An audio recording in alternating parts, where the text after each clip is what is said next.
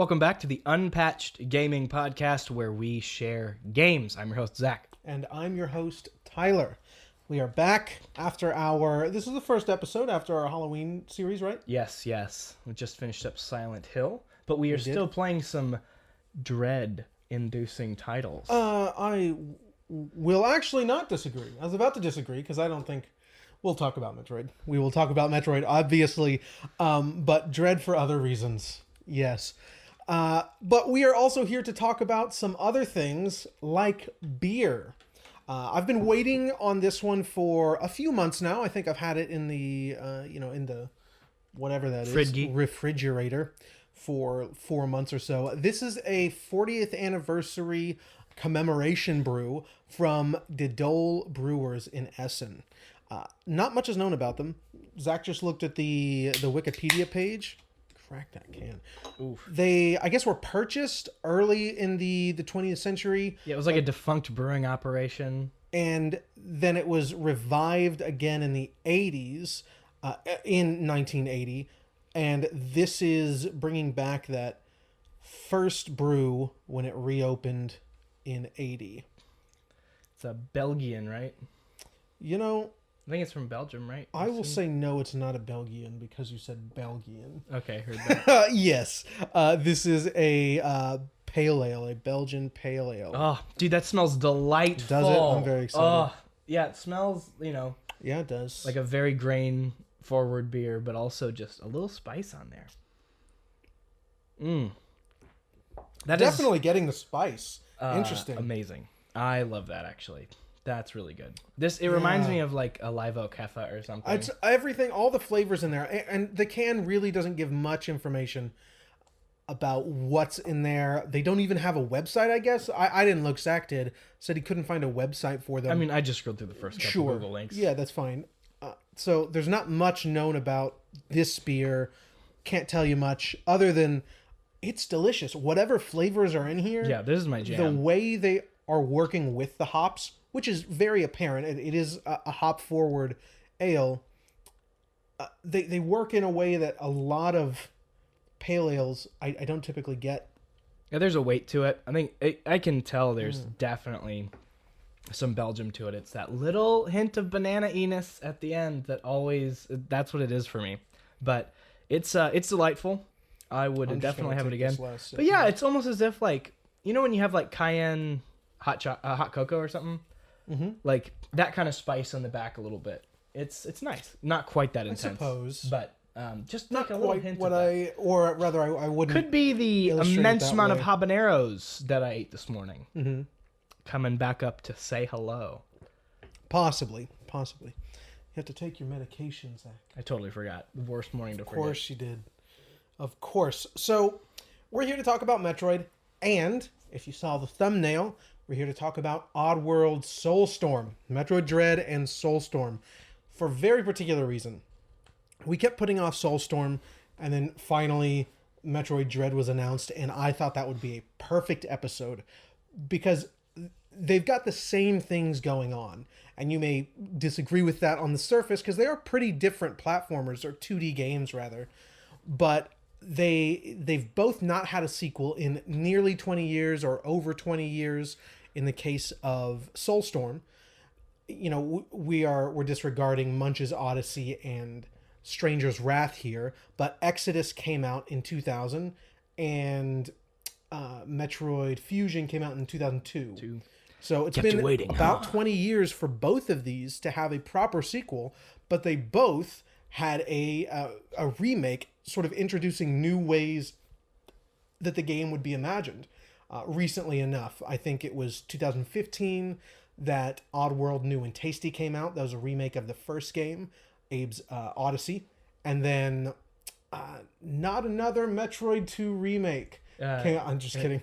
No, AM2R. AM2R did. Samus Returns. Was along. If you guys haven't played AM2R, you should check it out. But I have not. Samus Returns is going to come up a lot in this discussion. I think so. It's the same team, and it's very apparent they were making a foundation for what Metroid would be moving forward.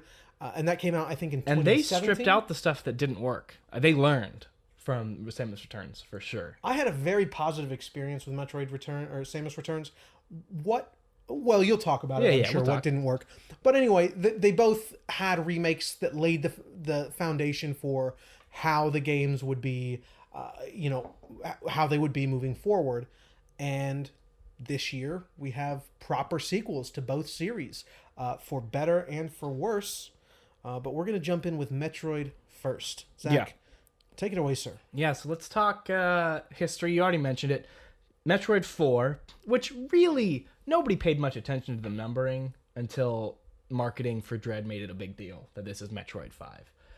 Nobody called Metroid Fusion Metroid 4, even though the opening sequence calls it Metroid 4. Yeah, which it is in terms of... So you got the 2D series, you got spin-offs like Other M and stuff, which are technically canon for fans. Does Super Metroid That's 3. Start with 3? Does it have the number in there? Yeah, I think it does. Yeah, I believe it does. Metroid 3. And yeah, so basically, you got the original Metroid / Zero Mission, the remake. The original Metroid 2 on Game Boy / Samus Returns, or AM2R, depending on our cup of tea. AM2R is pretty different, right? From what? From it's the Game different. Boy games. It's a very different sort of gameplay style. Yeah, it's Zero Mission. Narrative? It's Zero Mission's gameplay with a lot of original content in that story and in that pacing. Was there a lot of original content in Samus Returns? Samus Returns? Very much. Okay. So yeah. Yeah, I didn't play. I don't know how he played. Oh, I loved it.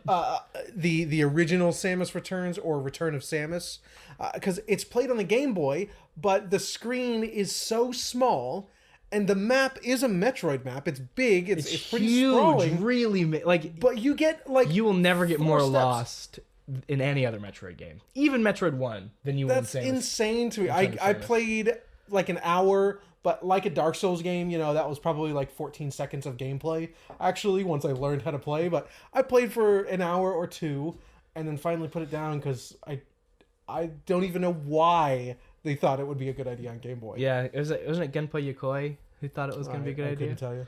I think it was. But anyway, so yeah, you have... And then Fusion came out in... Super Metroid came out, obviously, for Super Nintendo. And then... Finally, we have Metroid 4, Metroid Fusion in 2002. 2004, we get the remake of Metroid 1, Zero Mission. And then, what was it, 2017, I think, for Samus Returns? 17, I believe so. Yeah, 17 for Samus Returns, we get a remake of Metroid 2. Yeah, because the Switch was just about to come out or had just come out. I feel like it came out after the Switch, just after the Switch, because I definitely heard people, the podcast I was listening to at the time, just drop it already, move on to the Switch. Why don't we have a Switch port of this game? Yeah. Those sort of complaints. Yeah, that makes sense. So I really enjoy really all of them. My history with Metroid is I have played every single mainline Metroid game. The only games in the entire series I haven't played are Federation Force and Prime Pinball. I've played every other Metroid game. It is tied for my favorite video game series of all time. This is a huge fanboy thing for me, which will lead to some pretty interesting conversation. Especially considering how many of the fans are reacting to this game. So, lots of good stuff there. This is, for anybody coming into Metroid, I want to start this before we really get into it, that maybe this, if you're excited about this game, play it. Absolutely. But my recommendation may be to start with Prime or Fusion or Zero Mission. For newcomers? Yeah. Definitely don't start with this for newcomers. For a few reasons. We'll get to them. Yeah, definitely. I think that's however, I don't want that to stop you from playing it if you are very excited about this game. If this game just really interests you and it looks good, play it. If it's not for you, don't write off Metroid. If this is your first Metroid game, don't write off Metroid if you don't like Dread, for multiple reasons. But my recommendation, as a longtime fan of the series, when people ask me, how do I get into Metroid, and you have access to every way to play it, I say start with Metroid Prime 1 or start with Metroid Zero Mission or Fusion. Which would you recommend? Obviously, you just gave your definitive recommendations, but if they only had Dread, Metroid, and Super Metroid, Dread, which one would you... Metroid, like the very the first Metroid, Super Metroid, and Dread, if that was all someone had access to. Never play the NES Metroid. Okay. That's my recommendation. If it were someone's first time, Super Metroid, or Depend on their age. or Dread. Depend on their age. Okay. Honestly, a lot. Younger folks, people younger than me, early 20s, teenagers, play Dread. Absolutely. Okay. I say that because for $5 you can go play Super Metroid the best way you can play it right now on Switch. And this is heresy. But of the mainline Metroid games, so replacing Metroid 1 and 2 with their remakes, Super Metroid is actually my fourth out of those 5 games. My fourth favorite. Which is heresy. I've not played it. In Metroid community. Of course, it's an absolute It's a legend. masterpiece. It's yes. It's so good. But yeah, it's... No, I've not played most of the Metroid games. I've played Zero Mission a few times. I am currently stuck on... I'm probably not going to finish it. On Fusion. I've played almost all of the first Metroid and never touched Super Metroid. And you played Samus Returns. Samus Returns, yeah. Yeah. I love Samus Returns. It's great. I thought that was great. I looked on how long to beat because I thought this game was, for 8 hours. I thought that was pretty long, but it was like 12 or 13 hours for. Oh, really? For Samus Returns. That seems. Oh, wow, yeah. Very long. I think it's because of all the Metroid hunting you have to do. Maybe. But I'm getting a little off topic. Let's dig in and talk about Dread, because that's what people are here for. So, what I want to preface with is people are going to come in and they're going, do I have to play the other Metroid games to play this game? No, you don't. Because this game is a follow-up both to Metroid Fusion and to Metroid Samus Returns. I think that it is a follow-up to those games more than anything else. So it's a sequel to Fusion, but a follow-up I mean, to like, Samus in Returns. terms of the way the game plays, the evolution of the series, I think it takes the most from Metroid Fusion, and obviously because it's the same team, a lot from Samus Returns in terms of movement, progression, pacing, that kind of stuff comes from Samus Returns. But I think the core development philosophy came from Fusion more than anything else. But as I play, I've almost finished it twice now, and my second playthrough on hard mode, I've started to realize that there was a lot more Zero Mission in here than I had initially thought. How so? It's been a long time since I've played Zero Mission, so I don't really know what you're talking about. So I guess we can start. Let's kind of talk about that. So the first thing that I have here is kind of like, what do you do with Metroid now that Hollow Knight exists? Hollow Knight. Play Hollow Knight. No. Shut your mouth. Metroid still has a lot to offer. Very different. Yes, they are very different games. I will say that Hollow Knight is the best Metroidvania, period. I will make that statement. We'll both argue easily that it's one of the best games ever made. Yeah, absolutely. That being said, Metroid has a lot to offer that's not in Hollow Knight. Not because Hollow Knight doesn't do it well, it's because they're different experiences. Yes, I agree. And so, but Hollow Knight perfected, at least so far, exploration in a Metroidvania.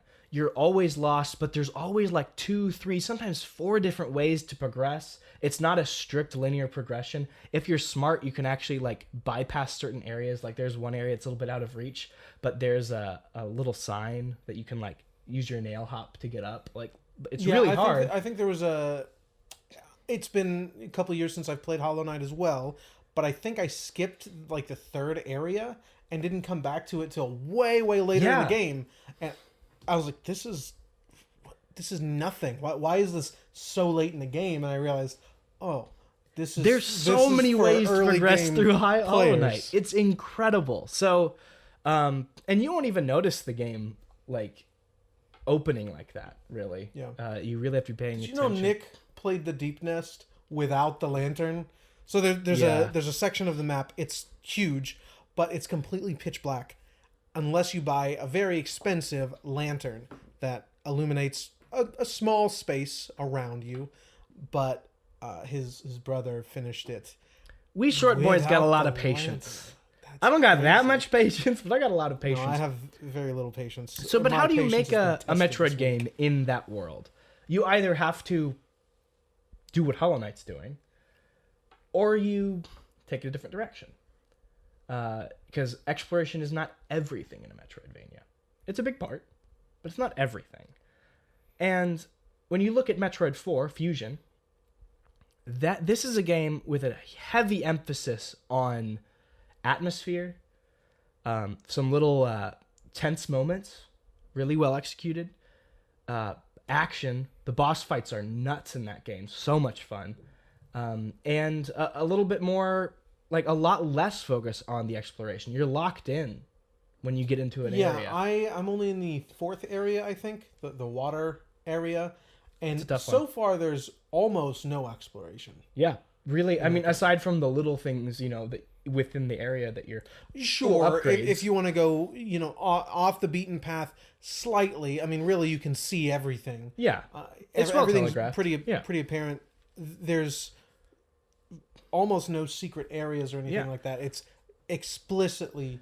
You're explicitly told where to go. The speed dragon, I wish you could have gotten there. The gravity monster. Oh, that's such a Tyler boss, dude. What does that mean? So basically, you're fighting him, and it's this huge long arms, and he's floating, and he gives you the gravity suit. And there's a little weak spot underneath him around his arms that sometimes block. And he's been flying around in the background, in this area, like the whole game basically. And the window's starting to shatter in this background. Like for Game Boy Advance, some of the best sound design. And you finally meet this boss. It's got a headphone setting. Yeah, you dude. can change it to the headphones. Fusion's got some great... Dude, Ridley in this game, look up his screech in this game. It is grating. Like, terrifying. All that to say that what happens is you're fighting him, and you're attacking this weak point underneath him, and he's got this big metal... his face is the biggest part about this big metal plate with some little eye-looking sockets.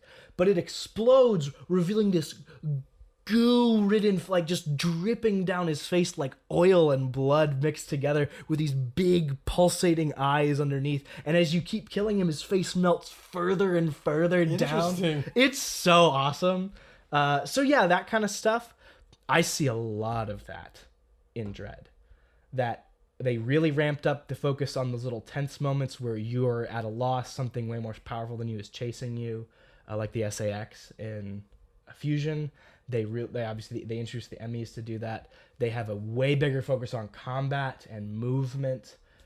So that's where I see a lot of Fusion.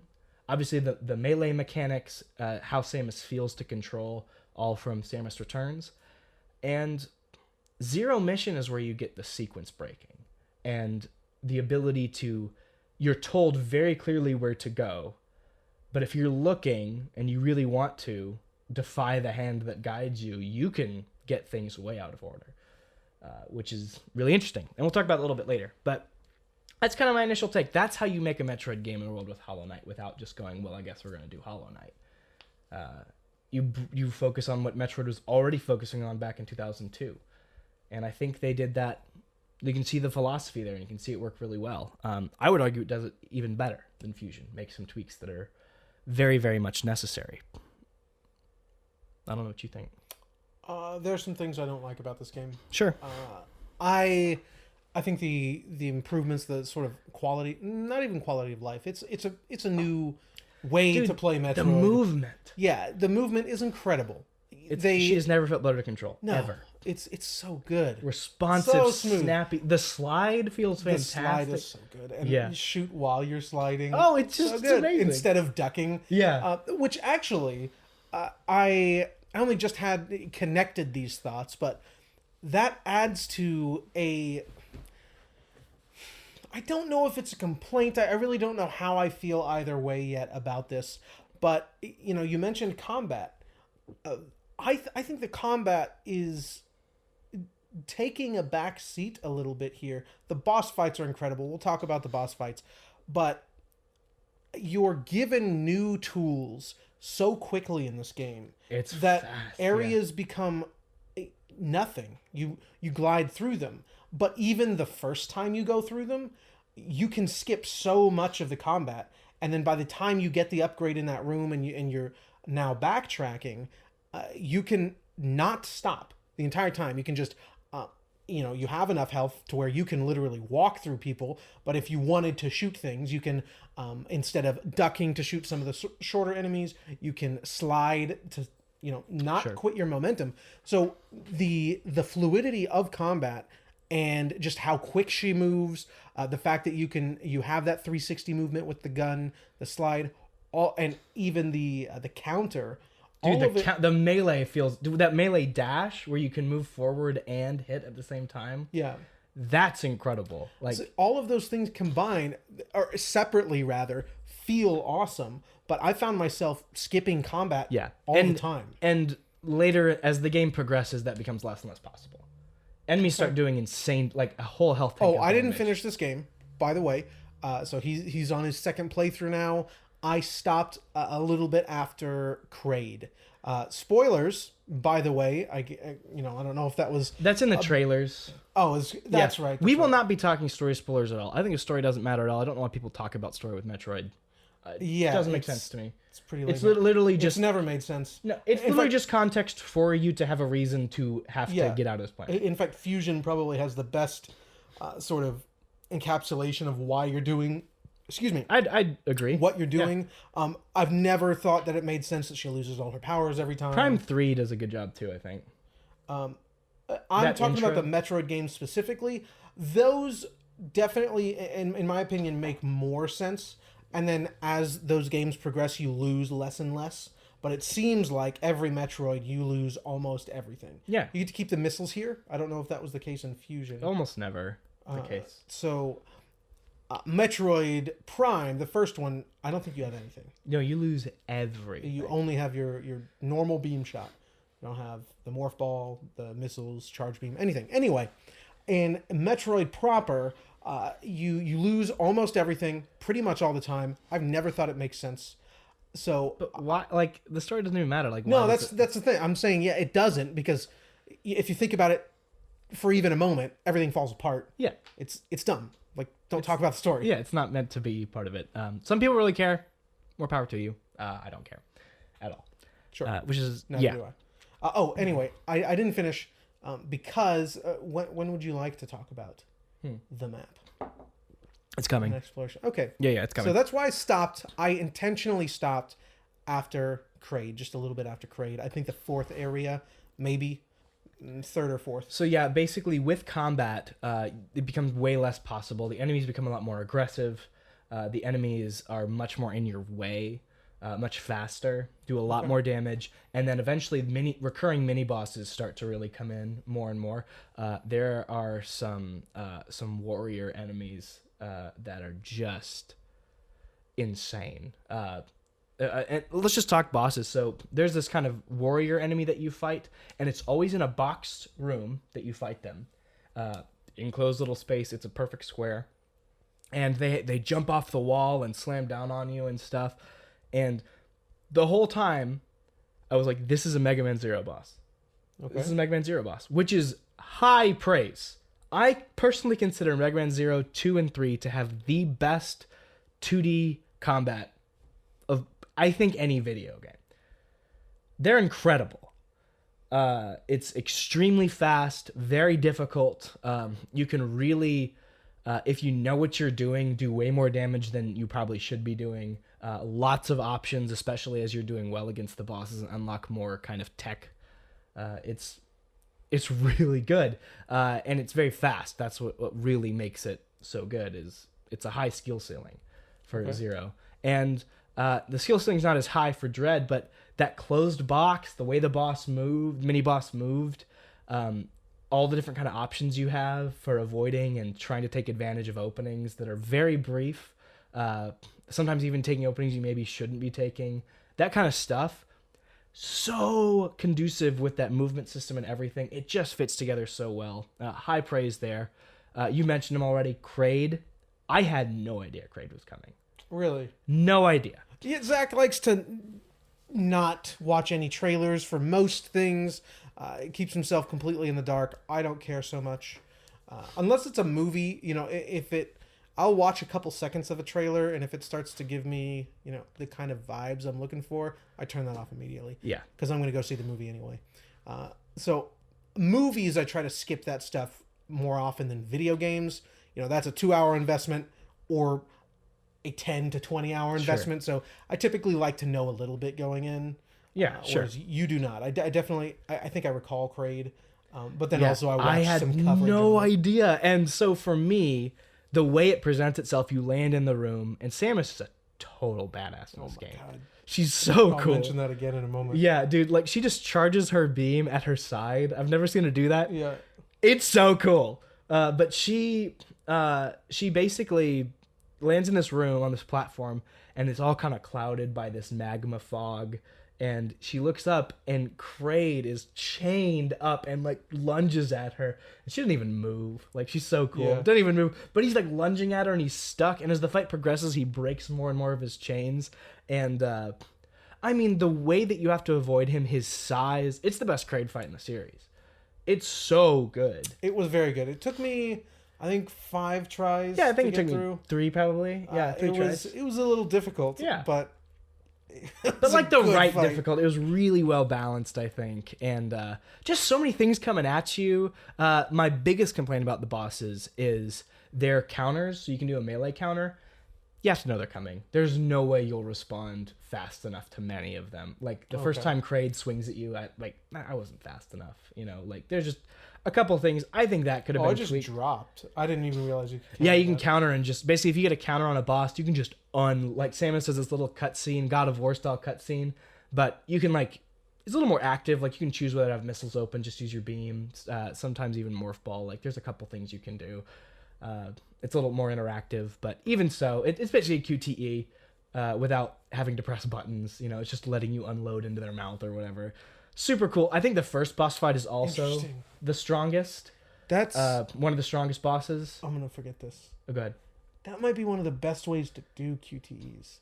Not do QTEs at all. Like you know what button swings Kratos' axe. Yeah. You don't need to be told to press that. Just you unload know on how them. he That's a good point. kicks. So just allow it, like locking the character in a position, but letting all of your moves do something. So you'd have to make a bunch of different animations for that. But that's a good point. They are pretty much QTEs, but without all the headache. QTEs. Yeah, they're not headache because they're very brief. They let you feel really good just unloading your entire missile tank into their mouth. Yeah. There's one boss later that is so hard.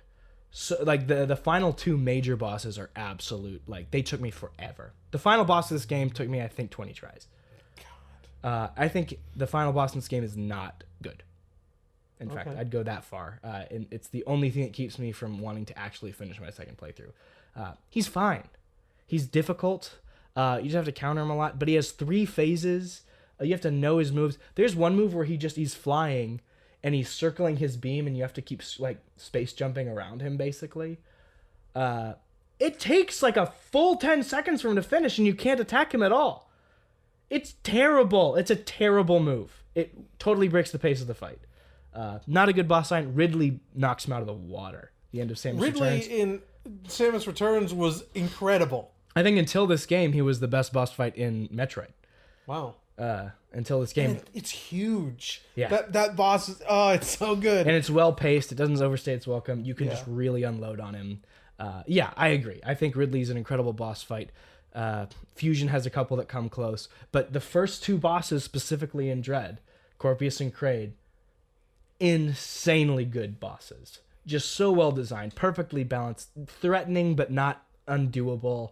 Very the scale and how responsive you can be, the multiple ways you can avoid and take advantage of openings, and the way Samus moves. Just such good boss design. So that first boss, what's it called? I think Corpius. Okay, I need to go back and capture footage for this because I was playing in handheld when I did it, when I fought the boss. But I've never seen Samus like this. You know, you mentioned she charges her beam and just puts it in his mouth. Oh, it's so in cool. Kraid's mouth. Her mouth? I don't know. Its mouth. But on this one, after that first QTE, the monster sort of jerks back, I think, and is there on the ground. And as its tail comes hitting the ground, you see Samus off in the background circling it like a predator. I was so cool. That's scary. Yeah, dude. She's way too much in this game. Yeah, and the boss. I've never seen her like this. Yeah, no, I don't think she's ever been like this. Yeah. She's just enjoying everything so much. It's just watching her walk and circle him like more of a predator than the boss is so cool. Yeah, she's amazing in this game. And those first 2 bosses are the strongest in the game.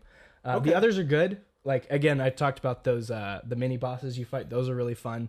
Way more fun than the first mini boss that you encounter. But yeah, as you go on through the game, the bosses are still very strong.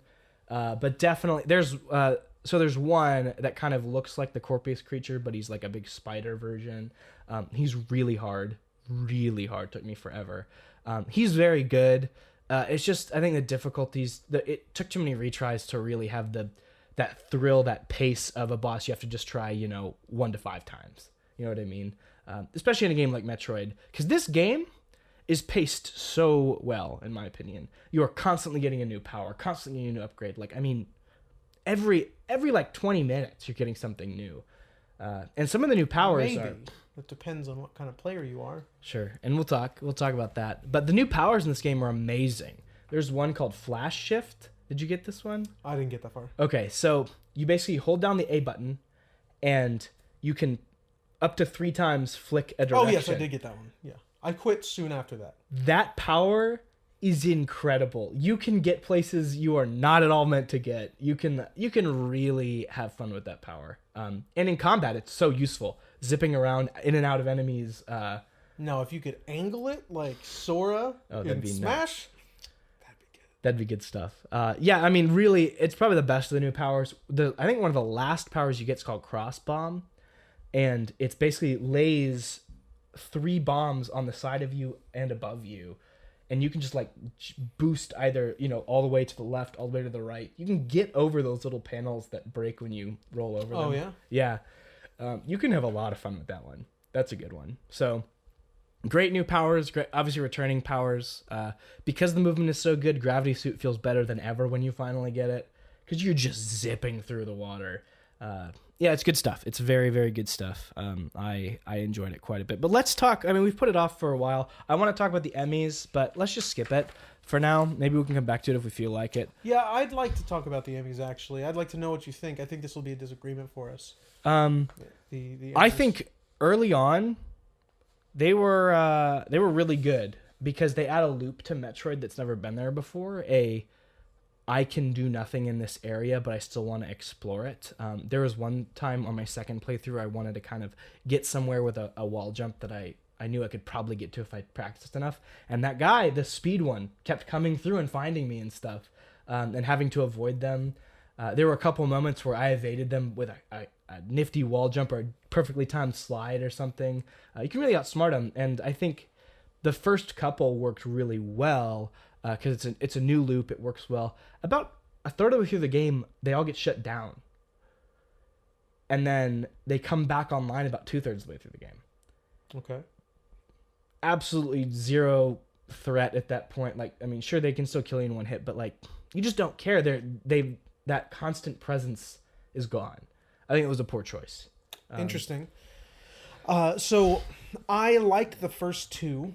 Yeah, I'd say the first 3. And then the third one is the really fast one, the yellow one. Gives you speed boost. Yeah. So I didn't kill that one.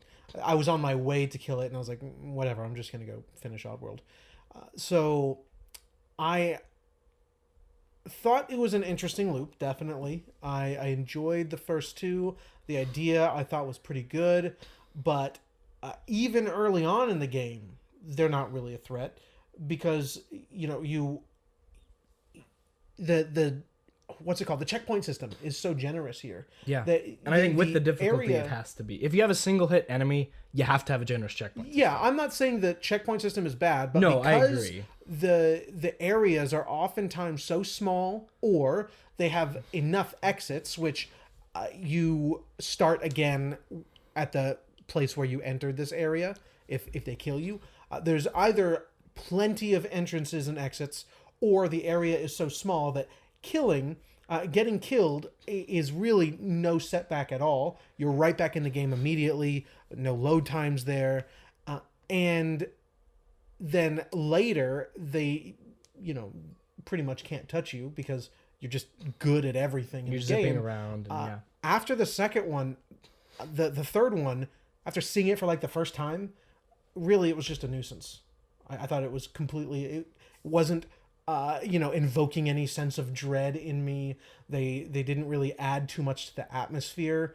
The loop was interesting at first, and then I thought it was really just a hindrance to my progression. That's fair. I didn't feel that way at all. I know that it's pretty divisive among fans of the series on how they felt. I felt until that break point, because I wanted to explore those areas, I guess I just spent a lot more time in them. And when you spend more time in them... I spent a lot of time in them too. No, I just meant like in a single go. Like exploring them and looking around and stuff. And so like not just leaving, like I meant just, Yeah, I mean, I explored them to the okay. Then I don't know why you felt that way. I'm pretty sure I fully explored what I could at the time with the power-ups I had. Yeah, I felt like it was because, as you're exploring this area, I mean, the checkpoint's generous, but they're always there. And it's like, I want to avoid it. I like outsmarting it. It's fun when it engages me because then I can just try to, mess with it and trick it and get it out of my way. I enjoyed that loop. I thought it was really good. Again, until the break point for it. Yeah. Well, I also spent way longer in this game, and it sounds like the break point is after the third one. I don't remember. Okay. Well, it sounds like from what you're saying, I was right there right before the break point, but I had already spent so much time in this game. We're going to talk about it in a minute. I got lost plenty of times. Whatever. Call me all the names you want.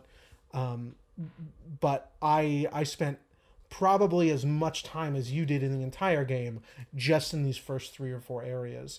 So by that time, the Emmys had definitely run their course for me. That's fair. I get that.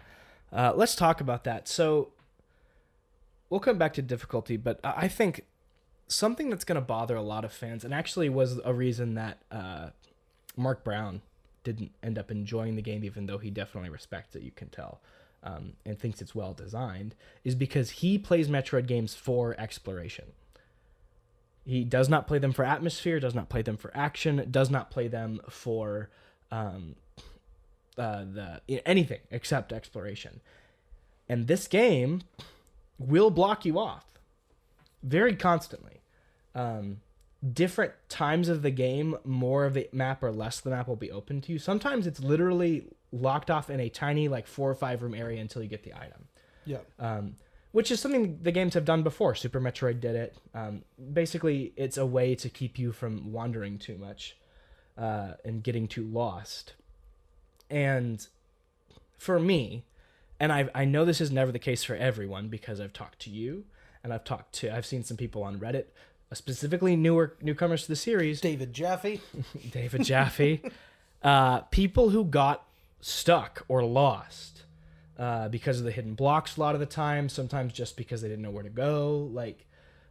For me, the whole time I felt like the game was holding my hand, telling me exactly where to go and what to do. I was never once lost in this game. And that's not me saying, look how good I am.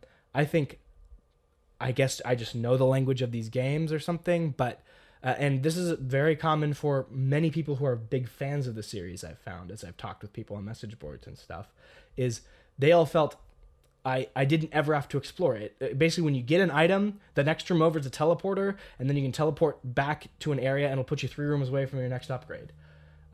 Which makes a very well-paced, very fast That's game. not my experience at all. Yeah. I was going back through the entirety of each of the 3 areas every time I got an upgrade because I was like, how do I get through this? And then finally, after an hour, 45 minutes to an hour and a half, trying to figure out where to go next, I would look at a guide, and it was always the exact same reason that I couldn't find myself or find my way. It's those hidden blocks, right? It's the hidden blocks. And, so, if you watch that David Jaffe clip that goes around, he can't figure out how to get up because the way... So I see how it's designed. So the room in his clip, or maybe there's a couple rooms, but it's just before you go into one of the lava areas.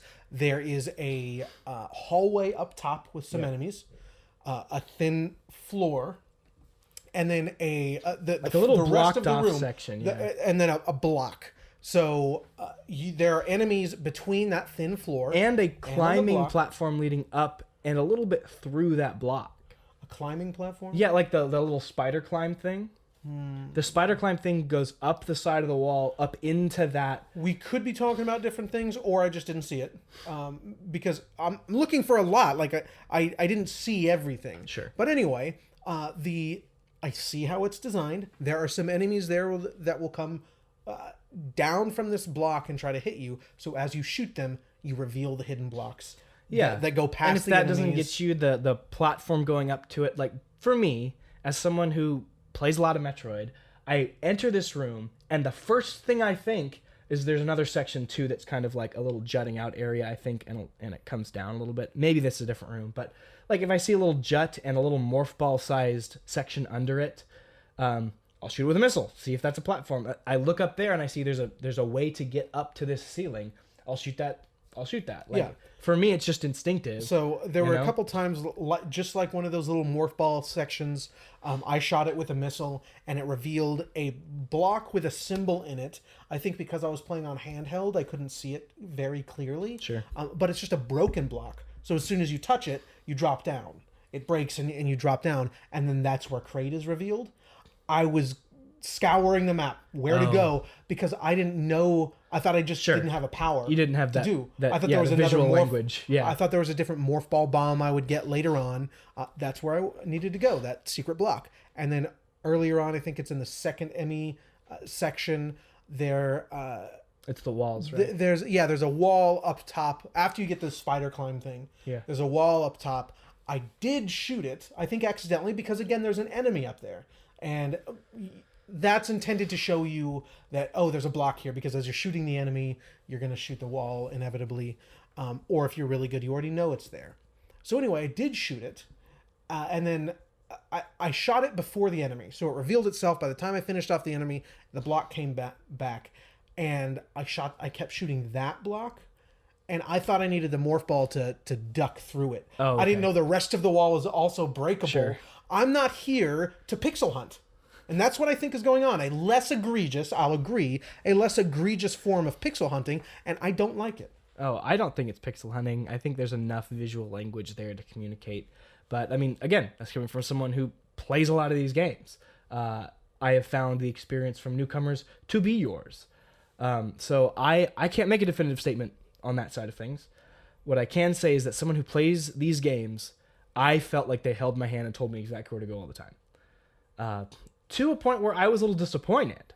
I was like, okay, that's, kind of lame. Like, I kind of want to be a little lost. Like, at least a little. Like, I don't want to be wandering the map for 2 hours.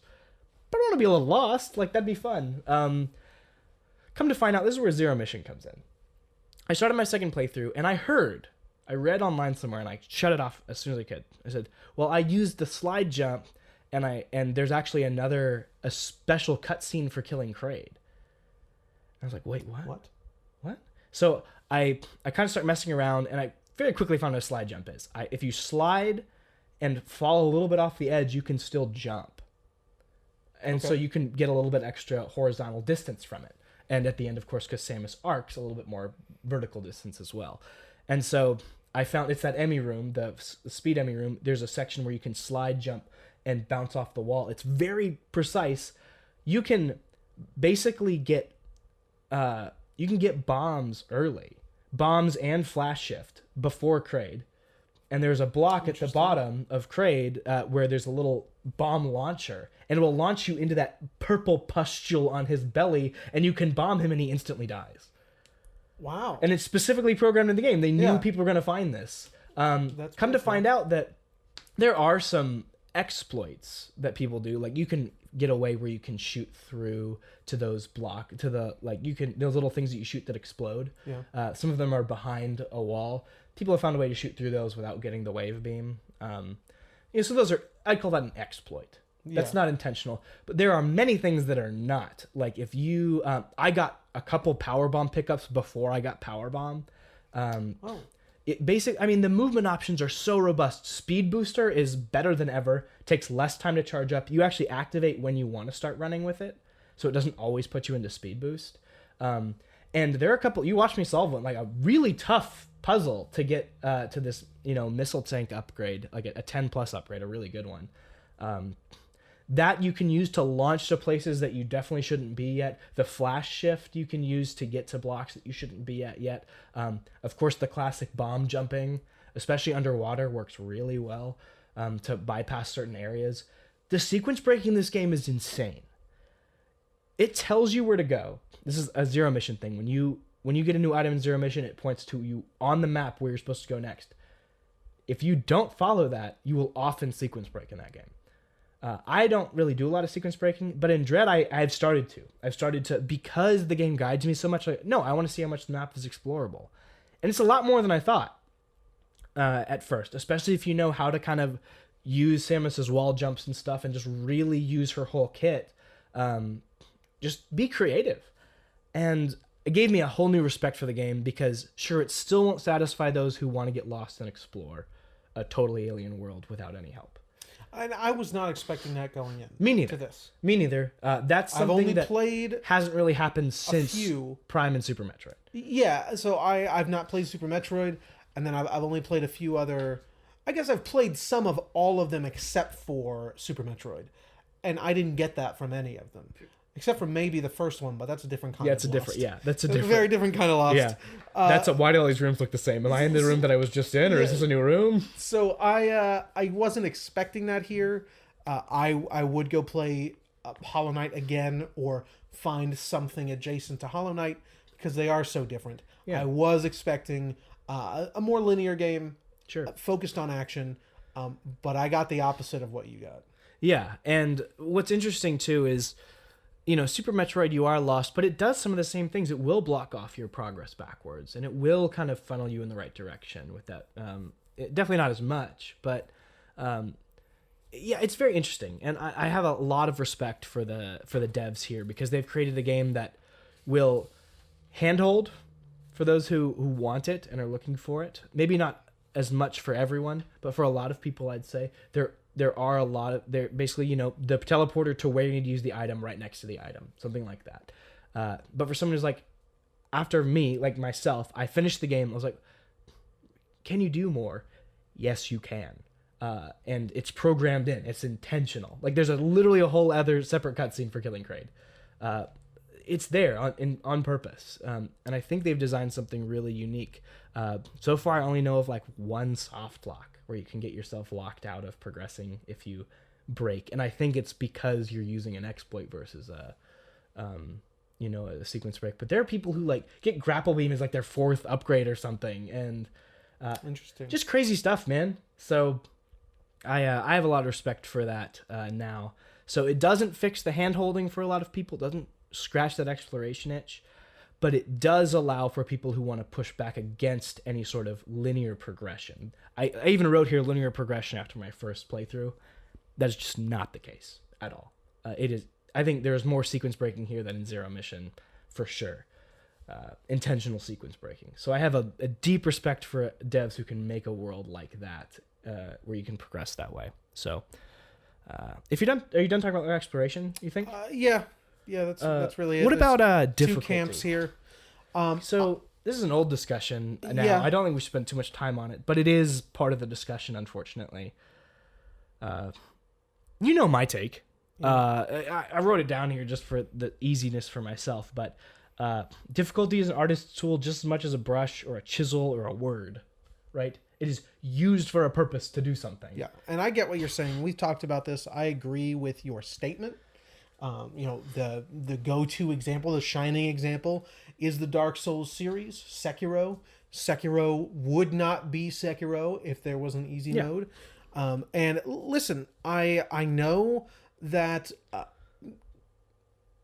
many people want to play games, and many gamers want to play as many different kinds of games as they can. I get it. But just like with Returnal, I put Returnal down because I knew I could not play it.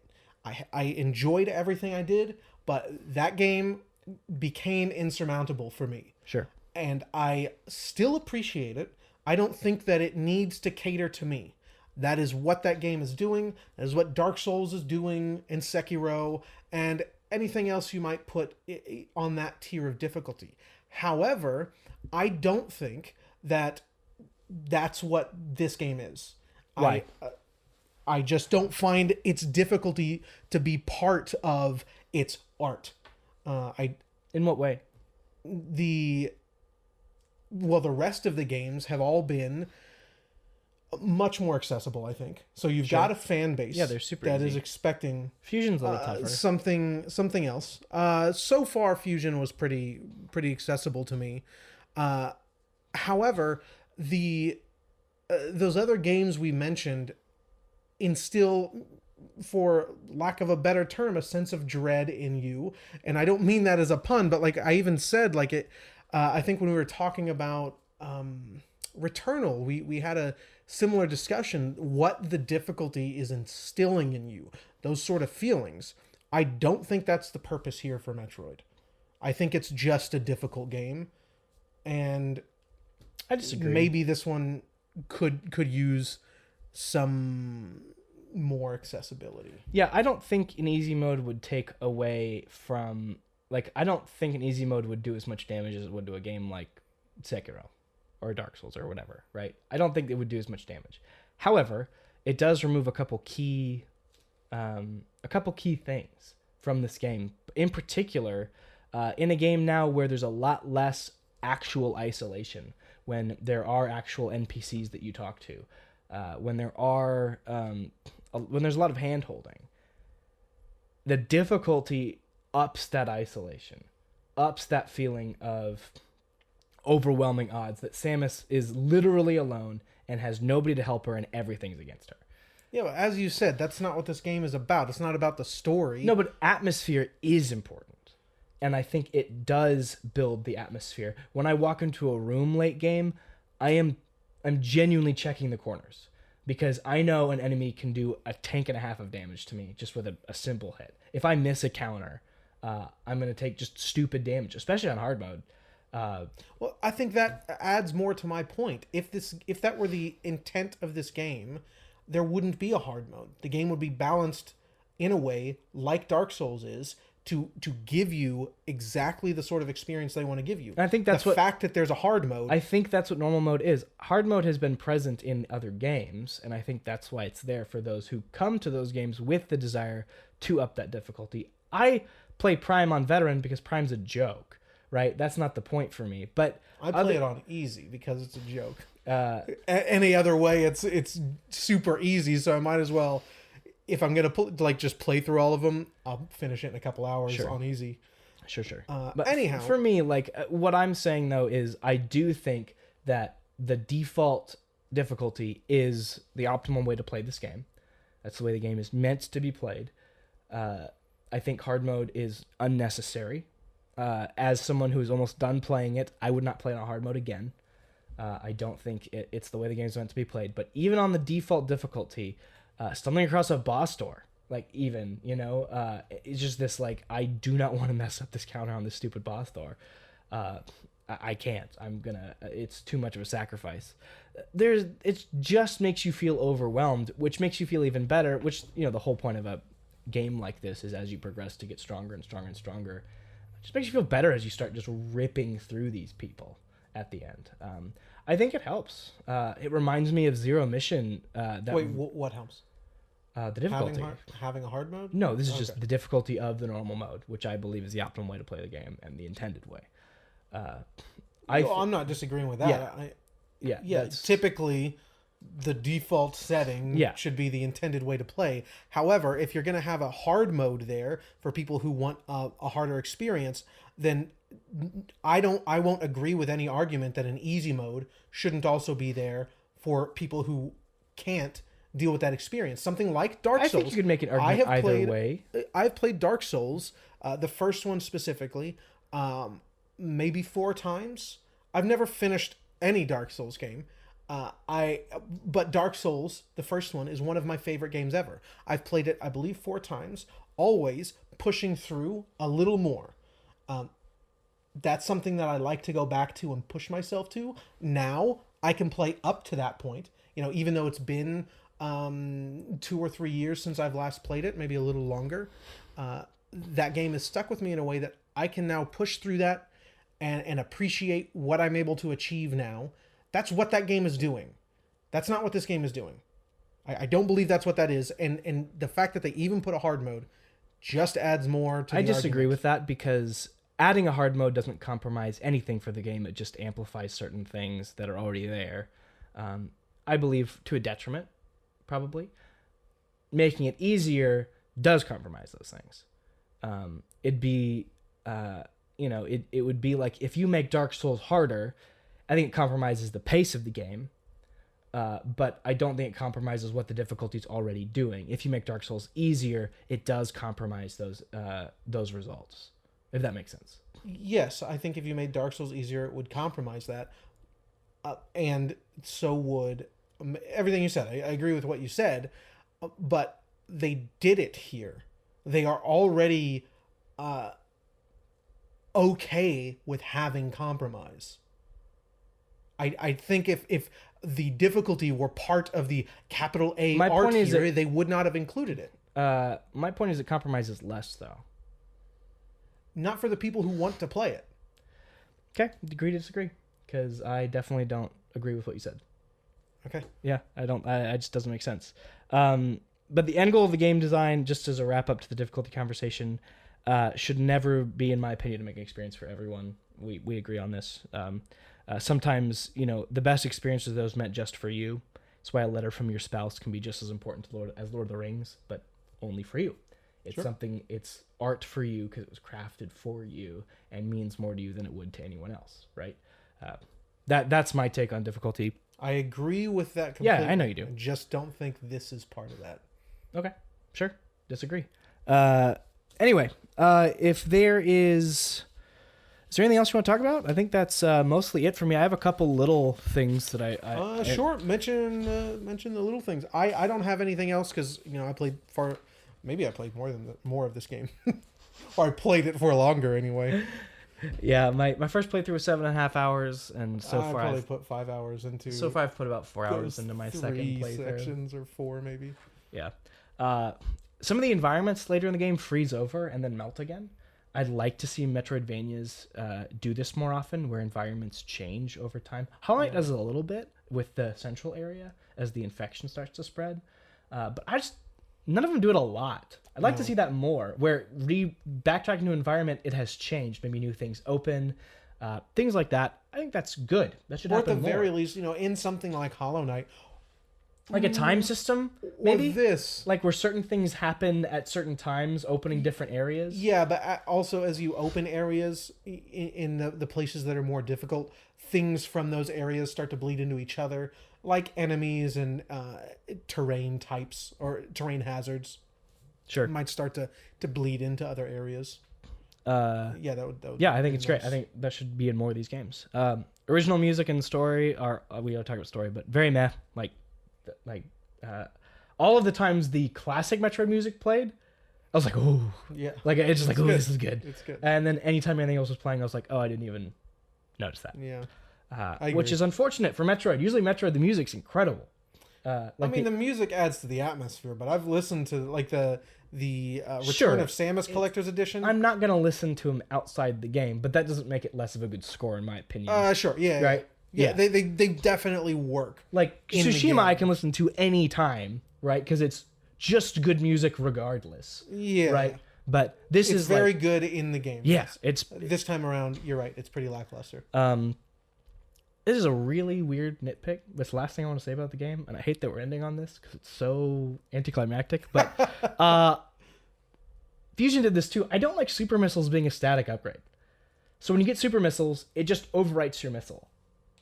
Oh, I didn't know that. Yeah, Fusion does that as well. But when you get super and ice missiles in this game, it just overwrites. I like the Super Metroid method where I have a small or zero mission. I have a small reserve of super missiles. And I need to decide when the best time to risk using them is. It just adds more to the combat. Metroid Prime way, where it consumes like 5 or 10. Yeah, something like that. I think that's because they don't have to have 2 separate upgrades. Yeah. I think that works great. Just charge up and shoot. You have to be a little bit more careful, cautious. I like that, the need to be cautious, which we'll actually talk about that with resources in the next game. But yeah, if you've got 20 missiles, you use a super missile, it consumes 10, and then you got to break this projectile, so you use 1 more missile, but No, you can't use your super missile. Yeah. It's done. Yeah. Yeah. Or if you miss, God forbid you miss with Yeah. your super missile. Oh, dude, that's the worst feeling. So I like that sort of resource management. It's very slight resource management. Probably would have been nicer. I know why they didn't do it. This game's very concerned about the pace of the way things are doled out and how you move through it. I get it. Just saves you time, keeps you going. But it's way less meaningful at that point. So I would have liked to see it done. Combat's already such a focus on this game. Like, give me even more options, you know? When I wait till I counter that boss and then I'm just going to open up my super missile and just start unloading it into their face, right? Something like that. So all that to say, I think this game is way more controversial than people are talking about it as.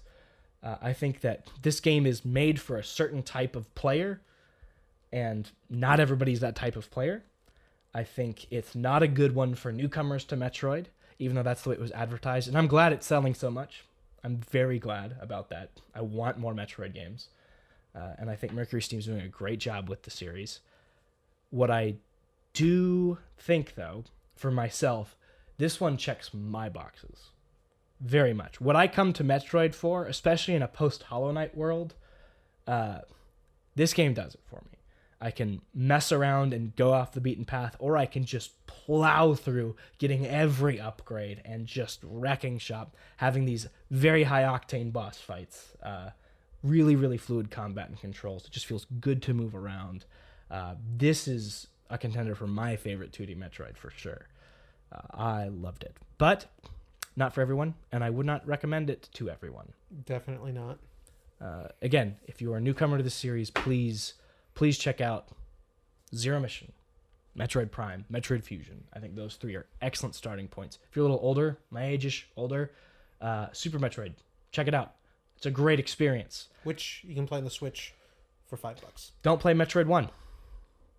I have completed it. Don't do that to yourself. Don't do it to yourself.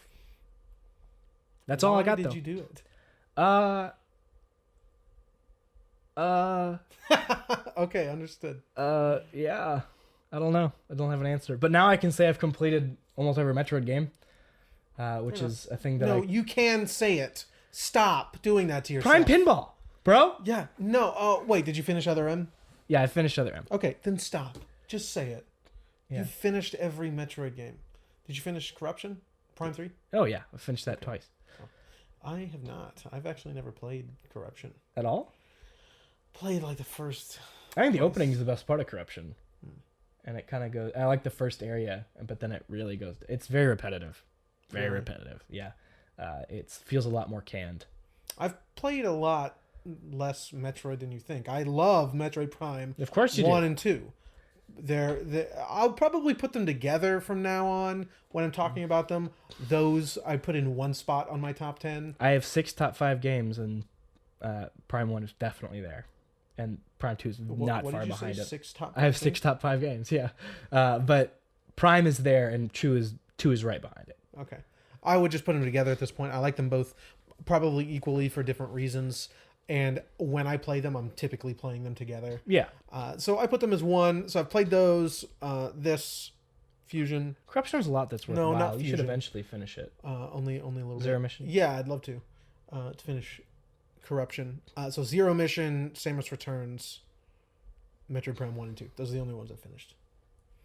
Zero Mission's great. So I'm not as much of a fan as you are. Yeah, probably. definitely diehard fan. Diehard fan. It's tied for my favorite series of all time. You know what I need to be more honest. Like, if Zelda was a smaller series, I bet that would be there. Does that make sense? Mm-hmm. Like, if there just weren't so many entries that are absolutely mediocre. Like Metroid, I can play almost all the entries and have a blast. Can't do that with... But, you know, Zelda, Breath of the Wild and Wind Waker are in my top 5. Sorry, top 10, rather. They're incredible video games. Wind Waker is... Oh, yeah. Wind Waker's one of my all-time favorites. Yeah, it is for me as well. No, it's not my top 10. I actually don't know if Breath of the Wild is. The way you talk about it, I think it should be. But the way you've talked about it recently, I think you're not giving it the credit it deserves because of. I remember when you first played it and that emotional resonance. No, it probably is because actually I was trying to think of my top 10 a couple days ago and I couldn't remember. I was missing one. Breath of the Wild was not on the list, so that's probably the one I was missing. Yeah, it's I know we've had our disagreements about it, but even so, the emotional reactions that we both had to that game. The first time you go to Eventide, like all these beautiful moments that will never go. For me, that's it. But Town, Terrytown. Yeah, dude, like that's just forever stuff right there, you know? Yes, it is. It's for me, it's like the Metal Gear Solid 5 thing. It makes up for any of the problems that are definitely present there. Like, they're just washed away by the end emotional result that I got from that game. What lingers with me. It's beautiful, man. Beautiful. All that to say, you should probably check out Metroid Dread. You probably should. Or don't. Whichever. I'll leave that up to you. But please buy it at least. I want more Metroid games. Do it for me. Do it for right. Uncle Zachy. I don't think we need to do that anymore. It has made more than any other in the series several times over. You could have said that with Samus Returns. I mean, you didn't even buy it. I didn't have a 3DS. 4 years. That's not afterward. fair. Should have bought a 3DS. Should have bought a 3DS for it. He's correct, actually. It's a good game. Anyway, that was on the line. Like the series was on the line with Metroid Dread. I mean, Samus Returns, but it has made its place. Perfect timing at the table. To do so. It wouldn't have done this next year. No, it would not have. No, I'm so glad it came out when it if you've made it this far in the video and you're enjoying what you're hearing, give us a like, a subscribe. We'd love to have you come back, be part of the discussion, and you can join that discussion on Discord. Our Discord is still open. Link will be in the description. If you follow us on Instagram, it'll be there. I don't know if that is on Twitter, that link, but it should be. So come join the discussion on Discord. That's going to be open probably for the rest of the year, I think. We're a small budding community, but we love sharing games with like-minded people. So if you want to be a part of a kind and uplifting community that wants to share games, come on in. We'll share the link and a review on whatever podcast platform you're listening to us on. So we'll be back in a moment.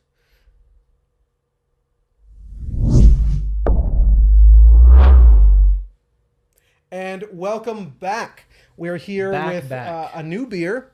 Oh, I forgot to give us glasses. So I'll actually like to explain this one. Yes, indeed. This is Plum de Plume from Blue Owl. It's a local Austin brewery.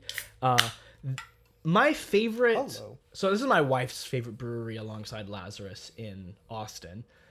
She loves sour beer. All they do is sours, except recently they have one, they say, do you have something that's not a sour? That's the name of the beer. That's what it's called? Yeah.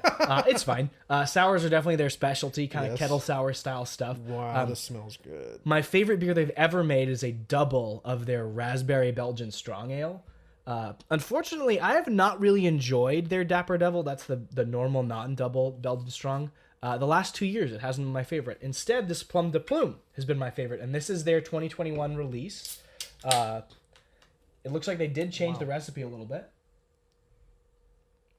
So I'm excited to kind of dive in and see how it is. Thoughts? The foam is good. Oh, that's all you... Yeah, this is a really foamy. I didn't pour it right, but I mean, plum even so... jam and orange marmalade. Those are the same thing. Marmalade and jam, are they not the same thing? You know what? I wish I could answer that for you. I wish I could be that guy who's like, oh, I know that thing. This looks delicious. Like the color and the foggy nature of it. So far, it's just the foam, but foam's good. It smells a lot more, like, a lot darker this year. Usually it's a little bit of a lighter beer. Smells a lot darker, a lot more spice. I'm excited to try that once the foam dies down. Yeah. I don't think it will. That looks like it's going to stick around. I think you might have to get a spoon or something. I have a question for you. Before you ask that question, because I'm sure you're going to use that as a segue. I was. Into the discussion. It's going to be. I forgot to mention this. Yeah. Will, I'm sorry. Ruined. No, I'm just kidding. It is. Soiled it. I forgot to mention something at the top of the hour. For those that are just listening, I jokingly said, "I think you're going to need a spoon for that foam." Zach didn't realize that, so he used his fingers to scoop it out. Anyhow, it worked. This is very different Yeah, it's good. from last year. I don't remember last year's well enough. Anyway, I forgot to mention something, which we've mentioned quite a few times on the podcast, about getting a spoiler banner, some sort of warning. We were going to do that. I made one for the 2 episodes ago, Visage, for Visage. But we decided it's not really going to work out for us, for our production pipeline, I guess, to have one on there. So pay attention to the description. Listen to us when we talk about it. Yeah, it sounds like it would be an easy thing to do, but our editor would first have to know the game that we're talking about a little more intimately than he typically does, and also listen to every second to know when we say it's going to be on there. And sometimes neither of those things are feasible, let alone both of them. So we're just going to go without it. You'll just need to pay attention for spoilers. We'll do our best to flag them verbally. And I'll do better about marking them too in the actual bookmarks. Okay. I'll do better about that. I usually don't because we're pretty clear about it, but because we're not doing that, I'll make sure that I mark them a little bit better. But we'll at least do our best to verbally flag them. So just pay attention. Yeah. If you're and there will be spoilers for Soulstorm. We will not talk about them until later. We'll mark it. So this will be a good first place for me to do that. Okay. All right. So you had a question for me. Yeah, I did have a question for you. What a good segue. Would you put Oddworld Abe's Odyssey on your top 10 games? Not top 10, but it's probably I in think 25. you should. The way you talk about it and your absolute gushing passion for it, I think based on the way you talk about it, I think it's a top 10 Tyler game. Maybe I'd have to reevaluate. There are some things that could probably get knocked off. I like, dude. You know, I've got Civilization 6 on there. Odyssey. I do. It is one of my favorite. You games love of all time. literally every moment of that game. There are some times that are sure, but like pretty rough around the edges. The way you talk about it, it's something that'll never happen again. We talk about this, right? The way the art design works, the team, all that stuff. It's never gonna happen again. Never. This reminds me. I got to share Abe's Odyssey with Zach for the first time when we were testing what the podcast was really going to be formats, like. bullet point, all that stuff. Yeah. So it's a short discussion, but if I can find the audio, we'll put that up as a little bonus. I'll cut it and clean it up if need be. And we'll I was not immediately smitten. I liked it, but I really was not having a good time with that game. And it's similar effect with Lone Survivor for me. The further away I get from it, the more I go, something in that stuck with me. And playing this game affirmed, I think, what that thing is and made me realize just how good Odyssey is. I'm very excited to go back and replay it and maybe play Exodus as well because you should play them either immediately next to each other, just one go, or give yourself enough space because it's just Odyssey. It's got some quality of life there. I have not finished Exodus, but I like the idea of like the multiple emotions of the Mudokons following you and stuff. Like I think it. All right, so you call the Mudokons as well? Yeah, Mudokons. Yeah. Did you hear that? I think that was a joke. No. I think that was the completionist. Actually, I'm not sure because a lot of the voices were YouTubers. I don't know if you heard. There's one that was so obvious. Who's why am I blanking on his name? A Triple A Video Games. Oh, what's his name? Jim Sterling. Jim Sterling was one of the voice Stephanie actors. Sterling Did a voice in this game. I vaguely remember hearing about that. And it was incredible. It was the best voice. It was just one of the radio announcements. Oh, okay. Yeah. It was so good. Interesting. I didn't catch any of them. Okay. Cool. Well, I'm never going to go back to hear it again. Sure. And we'll talk about why. I can. But yeah, I think that was the completionist. I don't know why, But it was very jarring. I've for me. actually, I couldn't tell you when, but I feel like recently I've heard a few voice lines in games that are just incorrect pronunciations. Like, do people have an aversion to pointing out incorrect pronunciations to other people? Like, I feel like it's more rude not to just let you continue going through life saying Mudokons. Like an idiot. Wow, that's some passion. That's some passion. Yeah, I put my controller down. I was like, what are you saying right now? Because he says it like 7 times. Another radio announcer just like, and the Mudokons that escaped back to back. Yeah. I was embarrassed for whoever that person was. So last time I asked the question, how do you make a Metroid game in a world where Hollow Knight now exists? My question now is, how do you come back to Oddworld after so many years? And not only that, after not only so long, but and what it became after Exodus, with Munches and Stranger's Wrath, games that are not, in my opinion, don't carry the same heart, I guess, as Oddworld 1 and 2 do. Yeah. How do you do that? In a TV show. That's how. I would agree. Not a video game. So yeah, let's talk about that. What I wrote here is, in order to go back to that, you do kind of have, if you're going to do it in a game format, you do have to make a game that's more like Odyssey and Exodus. It has to focus on Abe. It has to kind of have similar, because a lot of the gameplay is tied to the general message and ideas of the game. So you really have to go back to something like that at least. And that's what they did. So let's talk Soulstorm. First what were you? Oh, good. Talk a little bit, just briefly, about New and Tasty and some of the differences, because you talked about the progression of Metroid. I think it would be fair to talk about the progression of this style of Oddworld game, the Abe games. Well, I guess Abe was in Munch's Odyssey as well. He was the main character. We didn't play as Abe very much, right? No, or at all. I think you were Abe.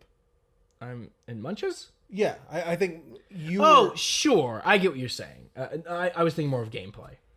Yeah. Yeah. Abe is the player Yeah, character, but you're right? not playing like Abe, is what I was getting at. Like, that's what I was Oh, thinking. no, Yeah, you jump that's around and play like, I don't know, Sly. whatever a munch is.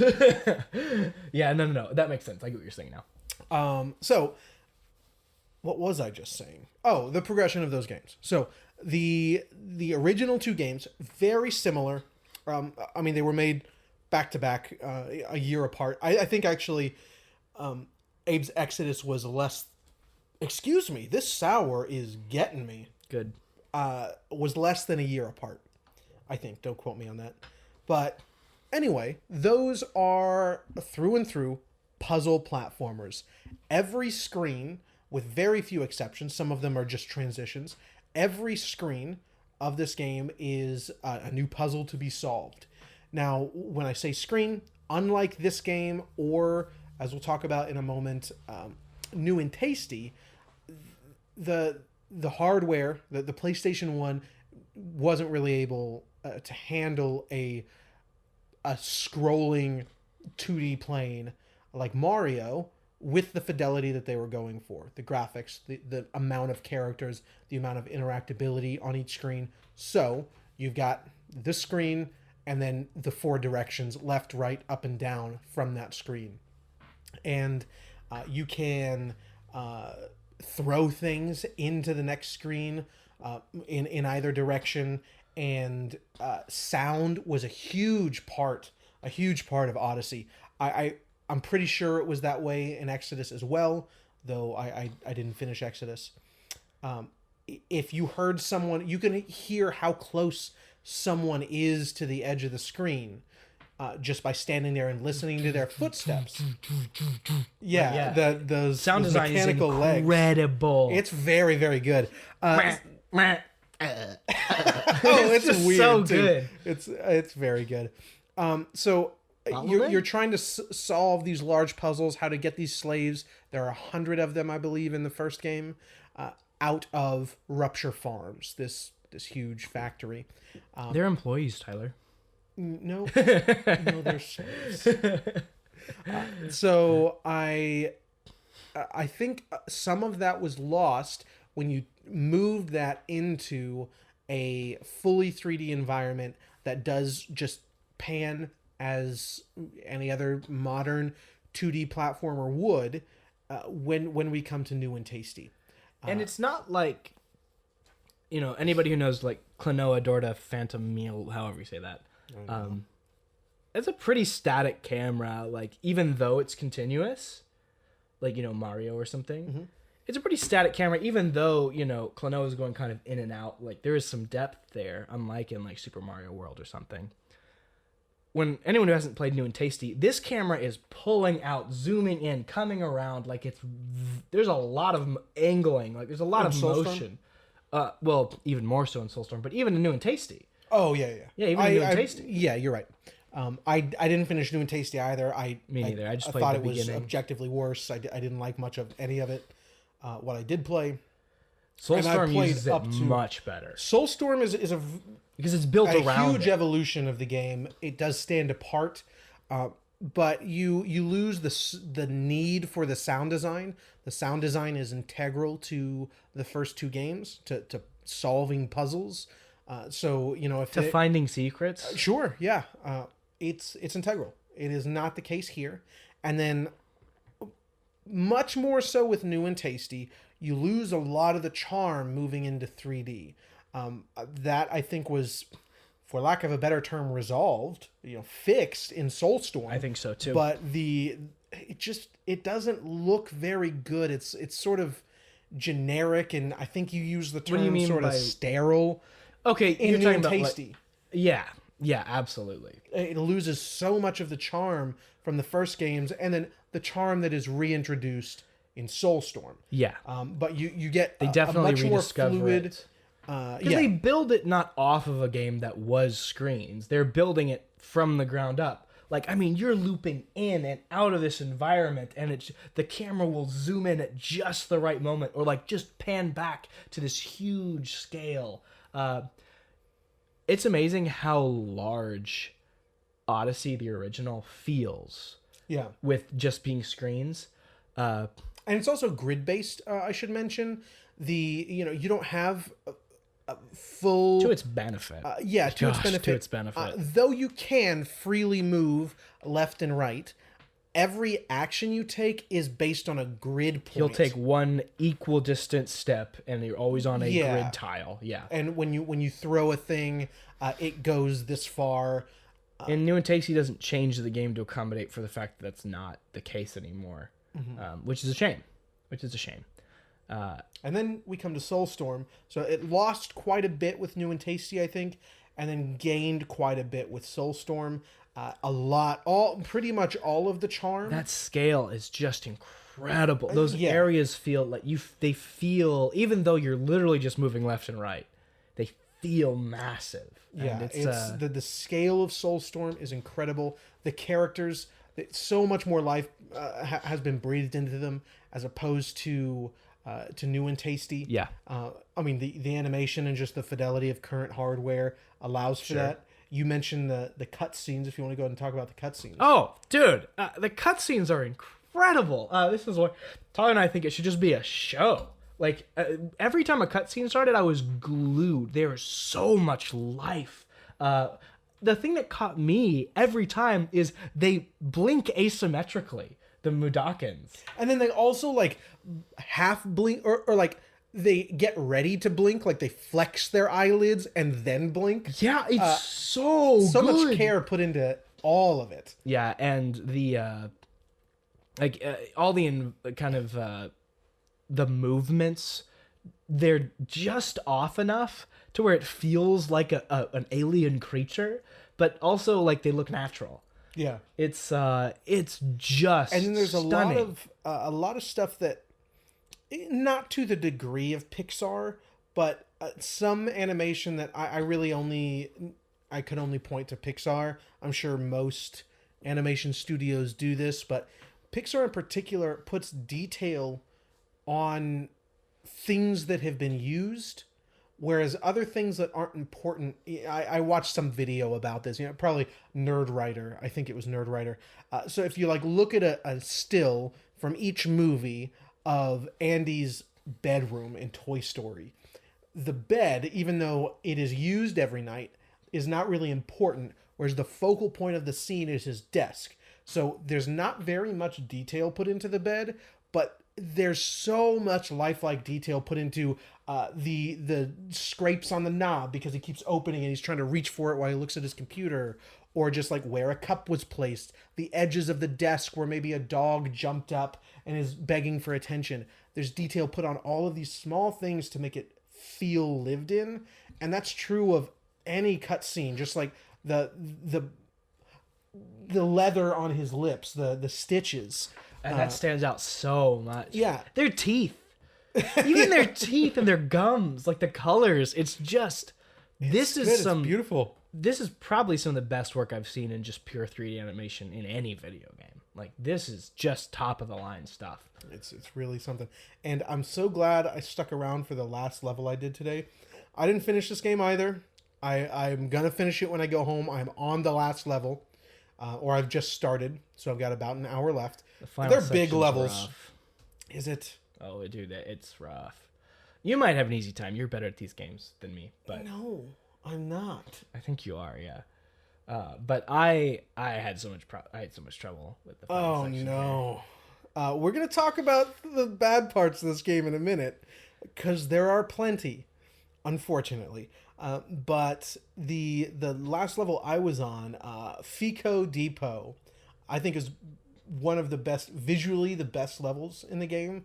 Okay, it's, as soon as you start, just this is sort of what brought this to my attention. The Pixar stuff I was just talking about. You park the train, so you're moving a train the entire time, going from level to level. And you park the train, you jump out, and there's just a trash can, a wooden bench, and a light post there next to you. And I was like, whoa, that looks incredible. And then I went in that direction, and the use of the brass, and I forget, like, it's oxidized brass, where it turns bluish. And so the combination, the steampunk aesthetics, there's a lot of that going on in this level, but it's not used as steampunk. It's just the wood and the brass.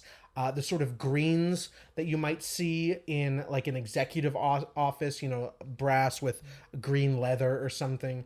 A lot of these sort of colors really richly presented in what I think is the most visually striking level. Not the best level.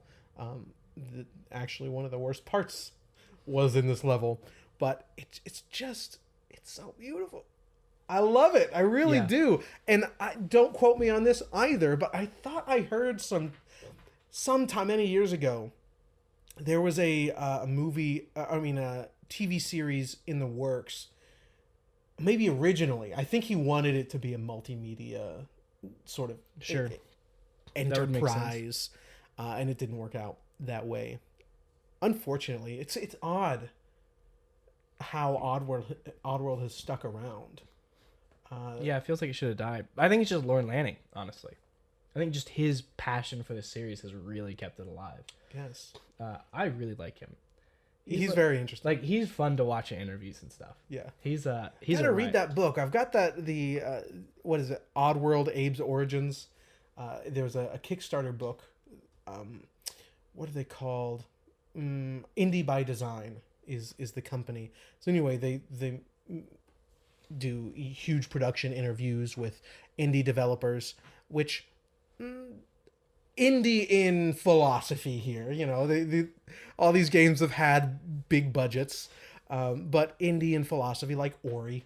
Ori is not an independent game, but it's huge. It's like a 500-page giant coffee table book with days and days of interviews just sitting down with Lorne Lanning about the entire series.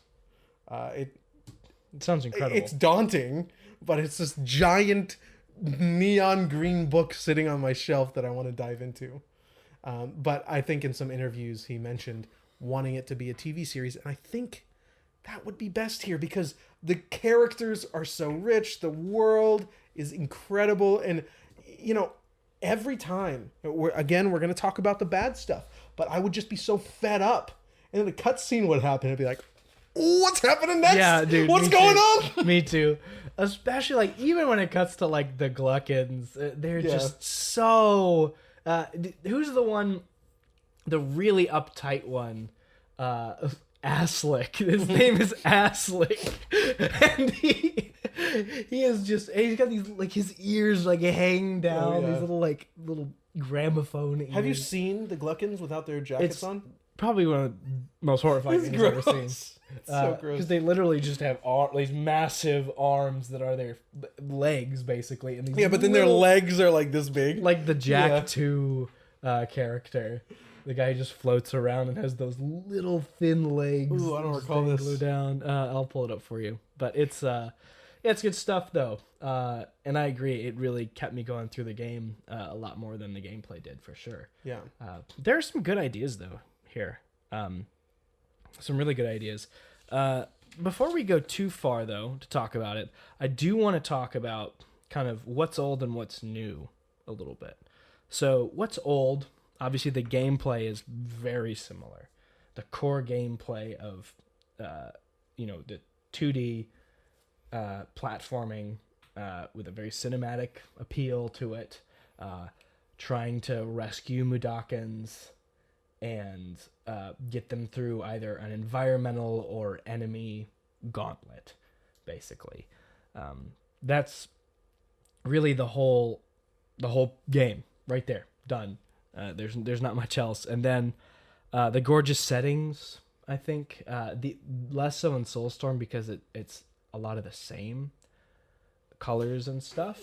But after playing, I think there is a decent amount of I think it's differentiation. I think that's the problem. Like you're in areas longer. It's a very long game. Because like by hour there's more variety in Odyssey, but it's probably the same amount overall of different colors and locations and stuff. But I remember like walking in and like fall is happening as you're going to the train hijacking. It's just gorgeous. Looks fantastic. And then we'll talk about it later, and we already mentioned a little bit, but the heart is definitely the same as the original games. Yeah, I would agree. That's definitely there, which is good. I think that's the main thing that people like about Oddworld a lot of the time. So, but we talk a little about what's new too. We talk about the dynamic camera, right? And it's awesome. We'll show you. There were a few parts that I went and repeated because like, oh wait, I need to grab this specifically. So we'll show you some of that on screen if you're watching. Just watch the way the camera twists and pulls back. I've not seen anything like it in a 2D platformer before. Which is, it's funny because like all this stuff really, like the gameplay is the only thing that doesn't fit this scale and like level of quality. Yeah. It's so sad. Like the gameplay doesn't earn this in a lot of ways. And some of the gameplay's a little broken, yeah. Which there is. I wanted to mention this up top. There is a enhanced edition supposedly coming out. It's been officially announced, coming out next free month. Upgrade. Has that been announced? Yep. Okay. All right. I was gonna lose it. Yeah, it's a free upgrade. Okay. At least they confirmed it for PC and PS5 and 4. Okay. I know for sure. Good. That would have been insane to me. I couldn't. I don't think there would be anything else like it. I will be booting it back up with the enhanced edition just to see how it feels. Sure, because it's a update to the addressing game movement and stuff. I will check it out as well. But there's plenty of the game that is just broken, needs some work, and I actually experienced a lot of technical difficulties with the game. Zach did not. I still experienced PS5, though. Quite a bit, actually. I think just I got a lot more than you did. But then there are things in the game that I think fundamentally are not very good, which hopefully a sequel will address. Yeah. Another thing that's new is Quarma. Because like in the original, if you didn't save enough of the Mudokons, you would get a quote-unquote bad ending. Mm-hmm. If you save most of them, like over half or something... I think it was 80%. I think it was no, 80, I think right? I was watching a video. It's pretty generous, actually. Oh, is it? Okay. Yeah, it's pretty generous. Because I got the good ending and I saved just a little more than half, I think. So you get the good ending, and then there's like a perfect ending, I think, if you save all of them. I'm not sure if there's another one. But... I don't know if it's a different ending than just the good ending. Okay. Because I've played it like 5 times or so. I only 100%ed it the last time we played. I don't know if those are different. So with Korma, it's actually a stat now, and basically you have to not kill too many Sligs and save over 80% of the 80% or more of the Mudokons in the level. In order to unlock the final 2 levels of the game, the Soulstorm levels, you need to save 80% or more in 12 of the 15 other levels. This is really kind of a set your own difficulty. Trying to kill fewer Sligs and save a majority of the Mudokons will increase the difficulty. There is a difficulty setting you can select at the beginning, but this, even within that, I think is a better way to adjust your own difficulty. Do you not really care? Do you just want to get through the game, or are you going to try to save? Which I did. If you're going to try to save most of them and not kill as many Sligs, you're going to really make it harder on yourself. I was doing that in the beginning, and then I realized this is going to be a little too difficult. I'll be more lenient on myself. And then when I realized, I've already missed the bad ending or the good ending, I didn't care at all. And those last 2, or maybe there's one more in the last level, but the sections where people are trying to escape, the waves of there's like Mudokons. 400 Mudokons climbing, and Sligs come out and shoot at them. The Sligs come out and shoot at them, and it's so hard. I let them die, so then in the subsequent levels, it would just end. It would start and end, because they were dead already. That's incredible. Yeah. It felt really bad, actually. Nice and breezy. Don't have to deal with all those annoying lives. No, I think it actually really adds to the amount of heart that this game exudes. Like it's such a nice place to be, and such an interesting, wholly unique world. I legitimately felt bad doing it, but I was playing it this morning. I woke up at 7 this morning to try to blast through some of the levels I had left. And because I've played Abe's Odyssey so many times trying to get all of them. And then in some of the areas, there's not a counter, so you don't actually know if you're missing them. Until you get back into the industrialized sections and see on the board, I missed people, no! But... that's the whole point of the game, is to get everybody out. It felt weird. It felt really bad, letting them die.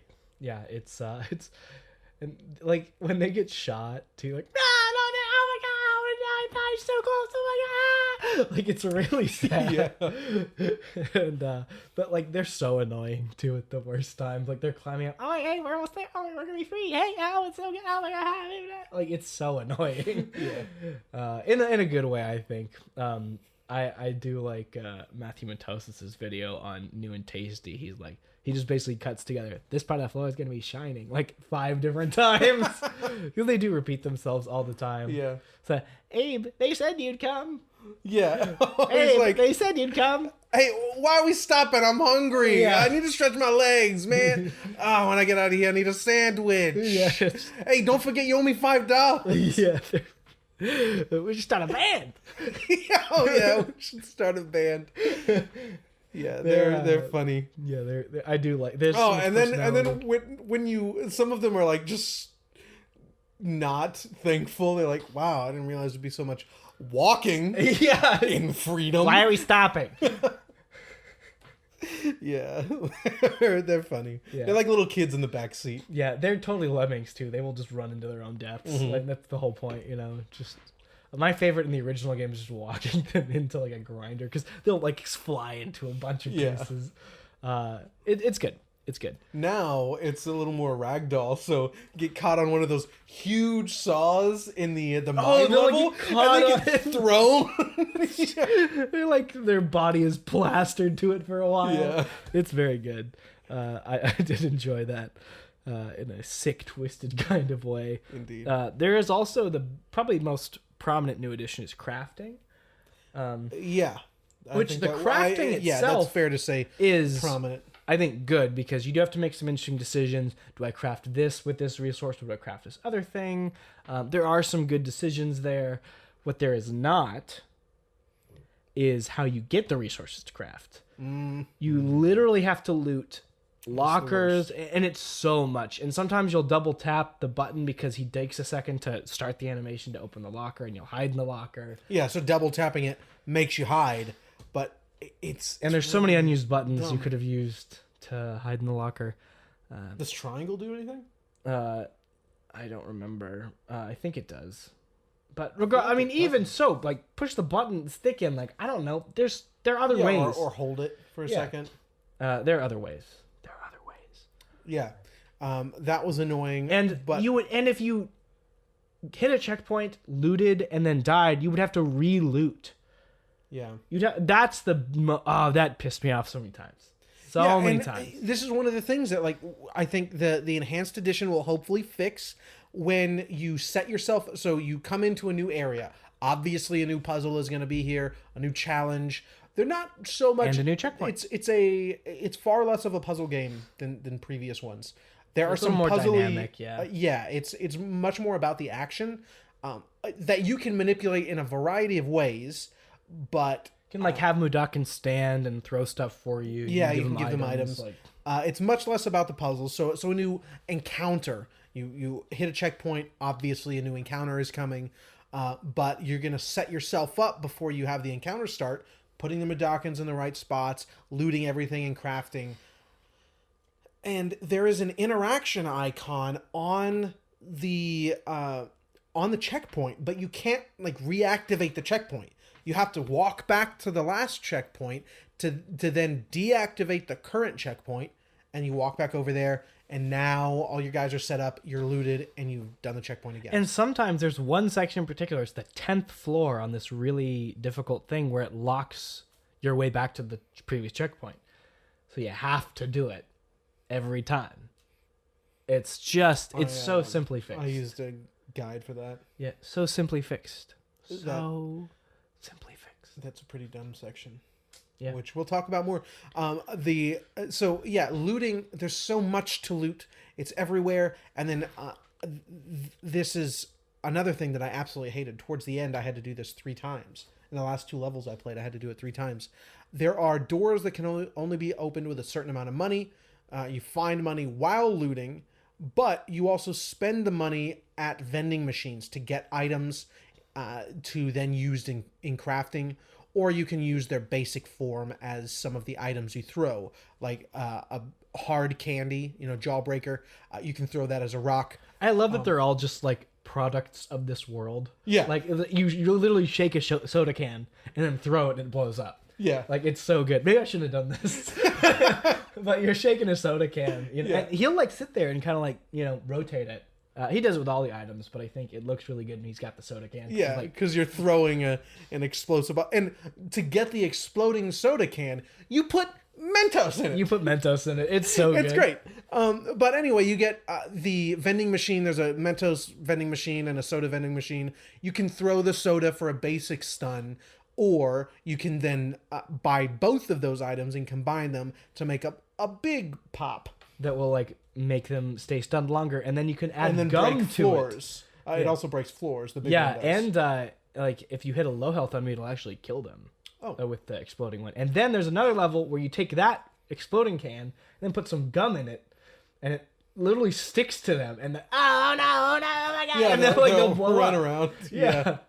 One time I died because he ran at me. And I was like, oh no! I didn't know he would kill me.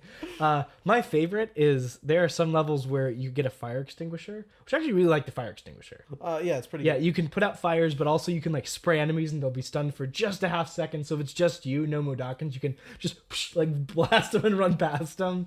Hey, what was it? Oh, I'm gonna forget. I'll ask you in a moment.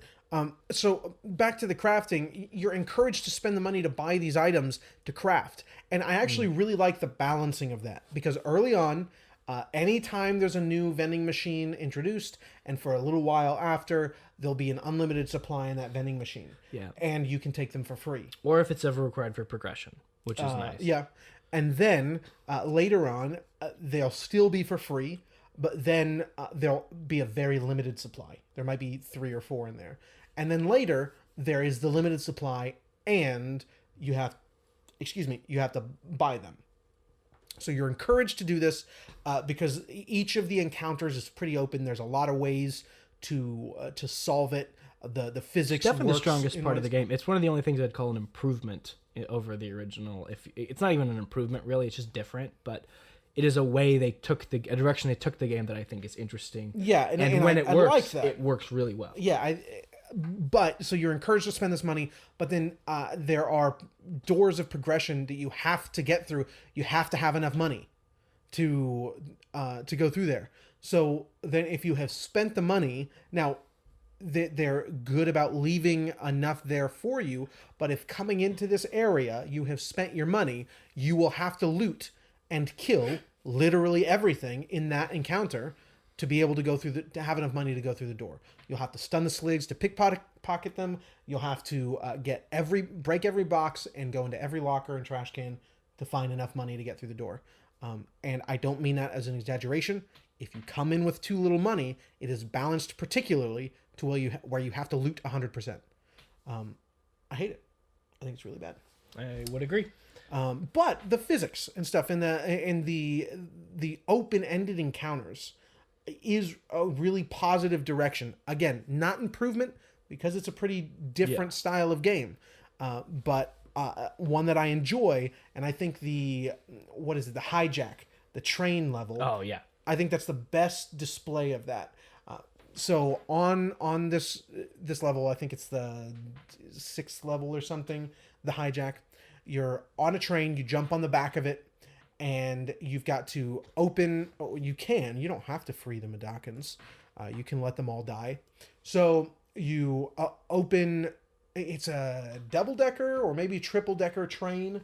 Some huge cars stacked on top of each other, and then some of them have empty big spaces. Old Gluckin face on the front. It's such a cool train. Yeah, and it's so intricately detailed. I really like the train, but. Anyway, so you've got to open the doors on the side of the train, then jump under it to let these guys know, hey, you're free, then find a way to get out of there with them, and then jump from the top of one train car down to the floor of the empty train car space. And there will be an encounter, because now you've got the 3 to 4 levels of doors and burnable floors and sligs in various places, and it's good. It's not overbearing. It's not super long. I think that's the best display of what they're going for. It gives you all the crafting abilities, gives you the open-ended encounters. One of them, you can throw candy to alert one of the guards and have him run over. But what he doesn't know is very recently I threw some of the beer on the wooden floor above him, and now I throw a flare and it burns down, falls on him, and kills him. And then in another spot there are the silos that spawn the sligs. Well, I threw the beer in front of the silo, which had three inside of it. I killed the first one and then immediately threw another flare in front of the silo, so they just keep spawning and running around dying in the fire. Yeah, that's the way to do it. It's not the way to do it, and that's the fun part. That's the way to do it. Yeah. You're right. That was a terribly way to phrase it. What I mean is that's just super fun. Mm-hmm. And so, for example, I know what you meant though. I actually didn't like the slig counter counting towards your Korma. I get why they did it, but so for example, obviously I'm a big Metal Gear fan. In the first 4 games and Peace Walker, you are rewarded by the game more you get a better grade. It's the only thing it changes is the grade of the game. So you can play however you want, but it's obviously encouraging you. It is constructed in a way where it thinks the best way to experience the game is by killing as few people as possible. Okay. That's how you're encouraged to play the game. Not required, but encouraged to play the game. 5 is the only one that doesn't do that. 5 does not care how many people you kill. It'll affect your appearance. You'll look more and more like your little shrapnel will grow out of your head like a horn if you kill a bunch of people. God, he's so crazy. Yeah, he's awesome. But it's the only game where you're not docked a grade point for killing people. Why does a metal piece of shrapnel grow like a horn? What is this? It's because you're a demon. No, I get it. Yeah. I get what the top level symbolism is, but why? Because it's awesome. That's probably the only reason. It's a piece of shrapnel, right? Yeah. It doesn't move. It shouldn't. But literally, it keeps growing into this like horn out of his head. It's awesome. It's super awesome. But what I like about it is it's the game most focused on like creating your own solutions, right? Like the immersive systemic stuff is all there. So I think it was smart of him to rip that requirement out. No, I want people to use every tool and not feel limited. I would have liked to feel like I could just do whatever I wanted a little bit more. And sometimes I wouldn't make that decision. I'd make a harder decision and try to just, lightly, stun them or something and run past or, something like that. I would have liked to do more of that kind of stuff. You know what I mean? Throughout the game where you're just coming up with, let me set the fire here and keep it going like this and do that. I think that's better.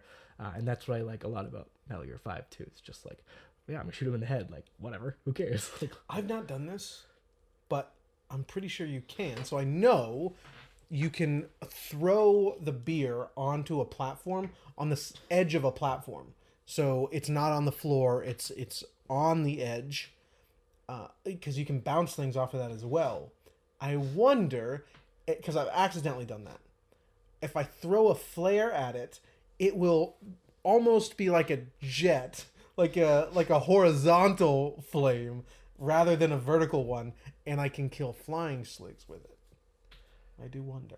I bet you could. I've always had trouble getting flying sligs to die from fire, even if they're right on top of it. It was really annoying. Because they fly away.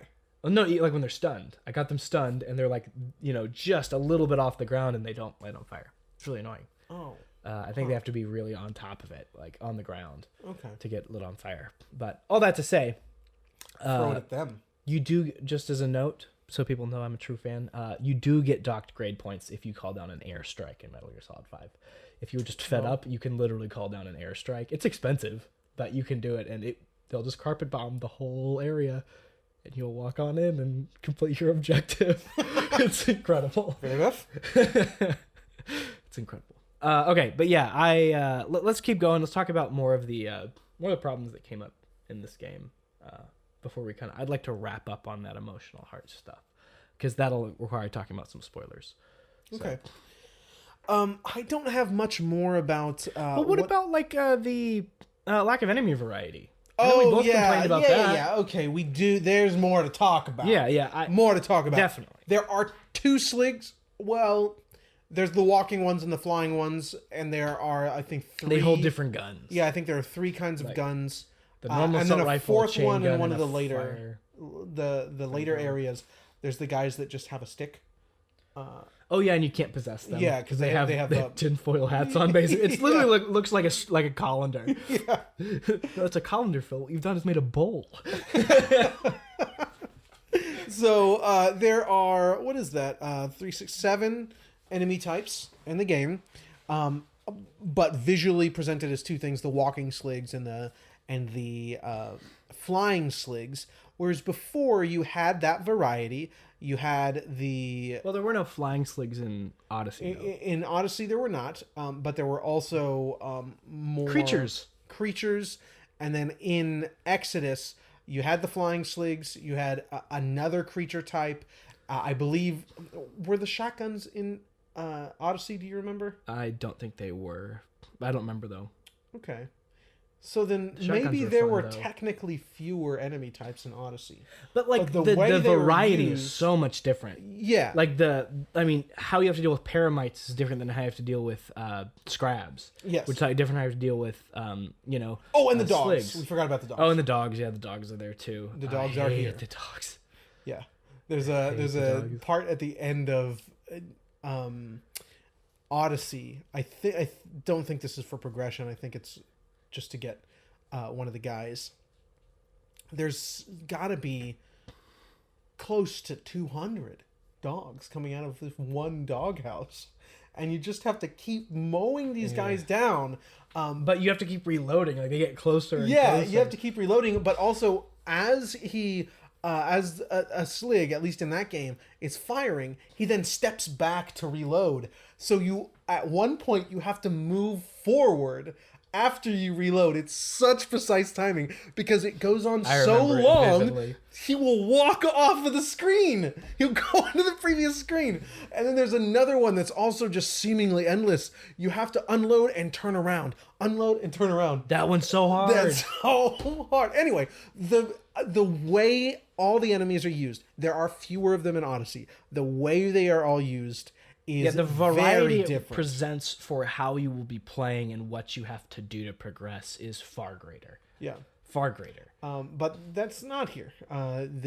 You do the same things over and over with the same enemy types. There's really no variety. And then again, that visual variety, you only have Sligs and the dogs. The Slogs, I think they're called. Yeah, I think that's right. Yeah. Yeah.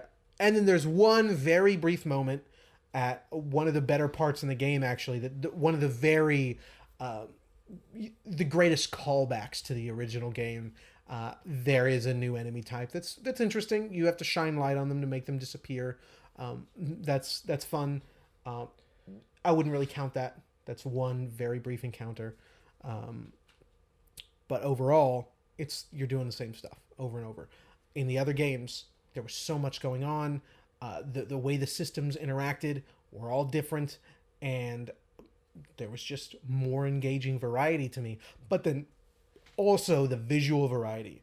Now, I said earlier that I do think there's a pretty decent amount of variety once you get later into the game.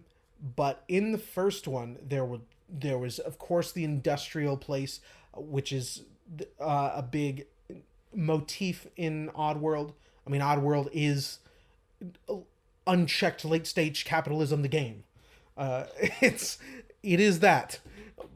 But so you start in an area like that, and then you fall into a jungle area. Then you go into stone temples and like a deserty area, I think, and then back into you then break into the facility again, and all of it looks incredible. It really is stunning. The art is unlike anything else.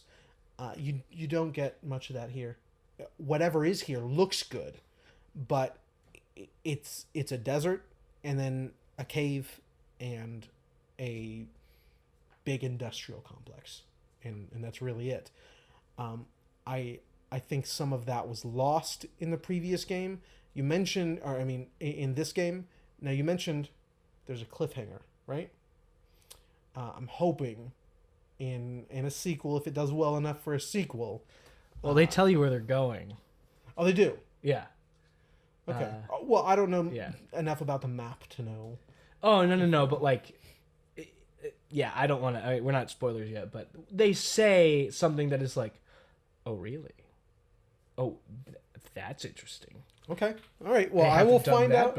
I will find out tonight. I've got one level left. No, you're gonna watch the true ending, right? Yes. Yeah. I've got one level left to say that I beat the game my way. Yeah, the final boss, and then I'll watch. Really dumb. For the bad ending or the good ending? There's no final boss for the bad ending. So it's just trial and error, and it's so dumb. Really? It's so dumb. Dude, I don't even want to play it now. Yeah. You keep saying the last level is so bad. I don't even want to do it now. Yeah, this is specifically the final level, and it looks great. Oh yeah. I'll play a little bit of it to see it. It looks great. Oh, I'm talking about the true final level. Oh, yeah. So I won't see that anymore. No, you won't. You won't see any of this stuff. This is level 17, the final level. You know, I might just skip it and watch what I have left, because I had such a hard time with the last part that I did play, and there's enough frustrating in this game. I don't want to sully my experience any more than it already has. Yeah, really. I will never play this game again. Yeah. I think we're wrapping up the sort of technical talk. I think there is a lot of good that's in this game. Is there anything else you wanted to mention before we sort of wrap up the non-spoiler stuff? I did want to mention that an issue that I had with the game was really just the movement. So for example, the being able to move fluidly without, tile-based movement didn't work in New and Tasty because it was supposed to be a tile-based movement and they didn't change the puzzles. Works way better in this game. Like we said, it's dynamic encounters. Yep. The movement needs to be like this, and it works really well. That being said, you have this double jump that doesn't feel good. Just isn't like it doesn't respond the way you want it to a lot of time. Like grabbing ledges is really weird. Like sometimes you'll drop down to one below you. Sometimes you'll just bypass it for no reason. Yeah, there's a lot of really the ledge interaction is like dumb. The double jump doesn't feel good. They shouldn't have used it, in my opinion. Running and sneaking feel fine. Nothing there that really matters. It's just it is what it is. But yeah, I miss a lot of the precision that came with the tile-based stuff. So I know why it's dynamic and it works well for the new encounter types. It does not work well for actual platforming, in my opinion. They need to tweak that. Hopefully that'll get fixed in the enhanced edition. Hopefully. Otherwise, and also with a sequel, some things that not so many platforming sections. Yeah. Which most of them are secret areas here. Oh, and that's the another last big thing I wanted to talk about. Secrets. Now you call them secrets. The first two games have like expert level secrets in literally the first screen. You duck down behind a place. But what you get is so important. It's a puzzle, and it's a very hard puzzle to save Mudokons. Yes. And that's what the whole game is about. Both of those two games. They're saving the limited number of Mudokons. There's so many more here. There's those sections, which we didn't actually clarify very well. We'll do that in a moment. It's not so much the focus in Soulstorm, saving the Mudokons. Even though that's the narrative, that's not really what the gameplay is about. That is what all of the gameplay is about in the other two games. The secrets in this game are literally just... You Some find a of them new area. Aren't even anything. Yeah. Just a secret area. Like literally empty alcoves that give you a tag that says secret area found. Very rarely. I mean, 1 out of 10 times it's Mudokons, and all but like maybe 3 of those times it's just Mudokons waiting to be saved. Yeah. Like no puzzle, no nothing. You're not rewarded with more gameplay. Yeah, and challenging and engaging gameplay. There were a few pretty BS spots in the first game, and it's old. It's got some issues, but they aren't as... I don't think they're as glaring as they are here. One, because it is an old game. Most people tend to sort of adjust their expectations. And then also... And I would say it's just as hard, probably overall, but this game is more frustrating. This game is way more frustrating. Because it's not your fault a lot of the time. In this game. I agree. It's definitely your fault in, for a good chunk of those puzzles in Odyssey, it's your fault. Yeah, there are very few that are just straight up BS. There's some, but they require expert precision, like really difficult challenges in that. Very precise timing. You have to know the animations. You have to understand every grid and like half grid location or half grid spot of the ledge as you pull up, because I don't think it's a full grid spot, or I don't know exactly how to say it, but because you can jump. Yeah, you can jump sort of the Wily time, is that what you called it? Wily time. It has or a coyote really, time. Yeah, that's it, something like that. Anyway, time. Where you can jump sort of just past the ledge. Yeah. Manipulating that with the grid in Odyssey is really weird. But once you learn how to do it, you can do it. Those systems sort of open up, like the sort of expert level play you were talking about earlier with Metroid. There's plenty of that in Odyssey. Here, the secrets are either blatantly obvious, like they are glowing for you to see, and you just kind of take a back way to get there. Cool, you have a secret area with a health recharge, which not even an upgrade. Health doesn't work in New and Tasty because it's a puzzle game. This is much less of a puzzle game, so health makes sense here, I'd say. It makes sense, but the health upgrades are dumb. I agree. They're not even upgrades. They're just they just recharge your health. Oh, I didn't know that. No, there's no health does not increase. What? Yeah. It's literally just a healing orb. Unless I am misinterpreting that. I mean, I don't know. It doesn't look like my health went up. No. I just like trusted the game. No, I don't think your health is going up at all. That's really I think it dumb. just recharges your health. At least give me like some concept art or something. Like give me something. It's nuts. They're so dumb, and they're everywhere in Odyssey and Exodus. That's so disappointing. And they're so good. Like the first time I found a secret area in Soulstorm, I laughed. I pointed and laughed. They're dumb. Anyway, it's just a big letdown. It's just a really big letdown there. We didn't talk about 2 of the new gameplay introductions. One we kind of did.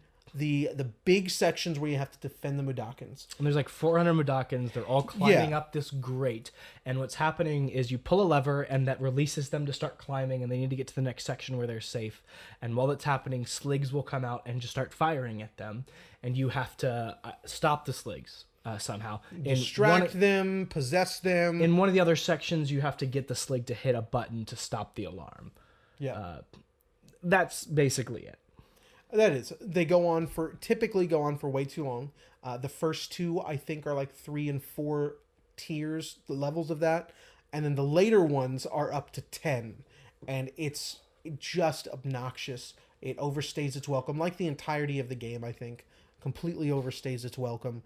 And then there's really, I think, a stupid... But only in addition. gameplay. I don't think it overstays its welcome in story beats. I think the story's great. I think it's a well-paced Yeah, but it's a video story. game. It is a video game, and I don't ever want to play it again. The gameplay doesn't match it. Like, it doesn't earn what I would argue everything else is earning. It's so good. Yeah. It's so good. Dang it. But there's one other... I hate it so much. There's some large sort of... gondolas you have to get on that are equipped with a gun, and you put your items in the gun. So if you have crafted some of those large exploding sodas, put them in there. Some of the candy with rubber bands wrapped around them, put it in there. And the first 2 times that's introduced, the first time I didn't know what the hell was going on. Me neither. Because it doesn't give you a prompt to push forward to start the gondola. Every other gondola just goes. And then once you start it just goes. Like, it's really weird. Yeah, it was understanding that you have to manually push forward on the gondola. It doesn't tell you at all. It's dumb. But the shooting section for those first 2 were fine. Maybe it was only 1. But in Fico Depot, the last thing you do is one of those gondola sections. And the world makes sense, but the camera angle is angled, so you're shooting guys, but because the gondola is going up at a maybe it's like a 60-degree angle, the platforms are above the gondola, you are going towards them. As you shoot the guys, which you can clearly see, the crosshair locks turns onto... red. Yeah, the crosshair locks onto them. Your items are hitting beneath them on the bottom of the platform because of the angle you're at. So you have to wait until you are exactly at the right angle. Where they're about to shoot at you. Yes. And you have to quickly, which the cursor by default moves slowly. I don't know if you can increase that in the settings. I didn't bother to look. But I did that 20 to 30 times. Yeah, it took me forever. I was furious with that part. In what is otherwise, I think, a very solid level. A contender up there with some of my favorite levels. Visually, I already talked about it is my favorite. Yeah. And then everything else in the level is pretty good. But that last part of Fico Depot is an atrocity. I actually found the earlier levels without Sligs some of the best levels. Like, it's a lot, like the mines where you first have to heal a lot of the guys. Like, with the dogs? Yeah, and a lot more environmental, and like it was great. Yeah, you said something earlier, which you haven't said. This is off the cast. That Oddworld works best, and including this game, when it is on a smaller scale. Everything looks incredible. We enjoy the presentation of this game across the board. But when we're talking about gameplay, when there are a handful of Mudokons to save, and it is more focused on the puzzle or getting through an encounter with just a couple guys rather than something being so large, it typically works better throughout this game. And I hope the next game, now that you have seemingly, I haven't seen the end yet, but I assume you've freed the slaves. Wait, Oh, you're talking about the end of this game? Yeah. Yeah, it's the point of the game. Yeah. And so I hope next time around we'll get more of that gameplay, the environmental aspect of it, the puzzle solving. I hope we bring some of that back. Though this was an interesting direction, I think needs some work. Except for the fact that the encounters are open-ended, I really think everything else about the gameplay does fail. Yeah, I wouldn't even say objectively fail for some of the things we've talked about. Some of the things just need some slight tweaking and would be incredible. Yeah. Just there are some things that fundamentally incredible. Pretty much everything needs tweaking, but no, I'm talking about that particular aspect of it, not the game overall, but that particular aspect would be absolutely, like, literally flawless. Like, the word flawless. Like, the checkpoint system, a minor tweak, and there would be no issue with... Yeah, there's sure. No issue with the checkpoints anymore. You know, that's what I'm talking about. Not the overall experience. Just okay. There are some things that are just, you tweak it, that thing is no longer even on anyone's radar. Yeah, the checkpoint's a big one, a huge one. Cleaning up the ledge grabbing stuff, like, yeah, you know. And then the crafting. I don't know how you get around that. I think you have to fundamentally redesign the use of items. Even if you want to still loot, instead of having to loot 10 lockers and then some dumpsters and then another thing, just one big dumpster. You press the loot button, pulls all that you would have gotten from all other stuff. Done. Yeah. If you still want looting that bad, like, there you go. Done. Fixed your problem. Visually, that wouldn't be very good. It would be like one, like supply drop sort of situation. I don't think you do the Dark Souls aspect too, where, like, you are given a certain amount at the beginning of the level to use, but that's hard because then you have to gauge how long is this level. Like, there are other ways. Like, sorry, I should clarify. Estus versus Demon Souls herbs that are limited items. Oh, okay. You have Estus. You have a set amount when you start at a bonfire to heal with. You have a set amount of items in Oddworld to use throughout this level. The only issue you go there is people will be conservative. They won't know how long the level is. I'm just saying, like, there are other ways to think about it. Yeah, I think what I would like is starting the level with some items, because you keep your craftable items, your crafting resources like your rubber bands and things. Those stay with you through levels, but your crafted items, I'm pretty sure. Yeah, because I don't sure remember. Anything stays with you. Maybe that's the case. I guess I'm looting a lot and I never notice. Okay, yeah, so maybe nothing stays with you. I know that your actual usable items do not. So what would be interesting is, like you said, at the start of the level, have a bit of a loadout that you can craft different things with, and then you can leave the crafting the same. A row of lockers, a trash can. Definitely fewer and further between. Have them be a little more rare, but also have some sort of sacrifice there. They make more sound when you open and close a locker, or there were a few sections that timing was required. There was maybe a slig. The greeter. Things like that. When they zap you, like, ooh, like, dude, it gets me. I'm like, whoa, that came out of nowhere. Yeah, and they're like, welcome. Yeah, it's just so good. I love those things. They're really cool. There's literally tin cans with these creepy lipstick smiles. Yeah, and then they've got a laser that comes out and just looks for movement and will kill you. But without question, just a dumb tin can, one wheel at the bottom of it, and a giant smile that curves around the whole thing. And they talk like that. Once they zap you, have a good day. Yeah. Welcome. It's so good. Yeah, they're really good. So anyway, having the resources be more important, basically be rare, and having you require you to make those important choices of what you're going to craft and when. And then when you do, loot the exact same way. You can keep the lockers. That's fine. I think visually it works. The dumpsters and trash can, all of it looks good. So just make it an important choice. So if they keep it, which I hope they don't, it should be tweaked. Anyway, I don't think I have much more about the gameplay. It's really rough around the edges. We're going to jump into the story here, but if this is where you want to if this is where you'd like to stop the conversation, if you are interested in it, I really do encourage you, don't let this be your sole takeaway from the Oddworld series. There are 2 games that are pretty far removed from Oddworld proper, I would say. You've got Munch's Odyssey and Stranger's Wrath. I've not played Stranger's Wrath, and I played the first 2 hours or so of Munch's Odyssey. It's a very generic 3D platformer, collectathon. I was not having a good time.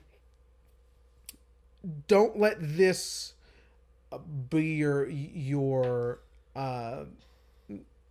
only encounter with Oddworld. Those 2 original games, which you can play on PC, you can play on PlayStation. If you have a Vita, go play both of them for $10. That's the best way to play them. Those are really something special.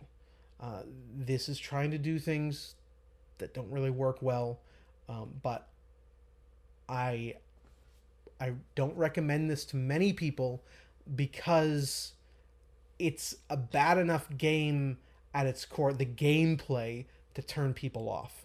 And there are other ways to sort of get into the series and become a fan if you're not already before you get to this point. And the problem is, though, even with all those problems, I still want a sequel.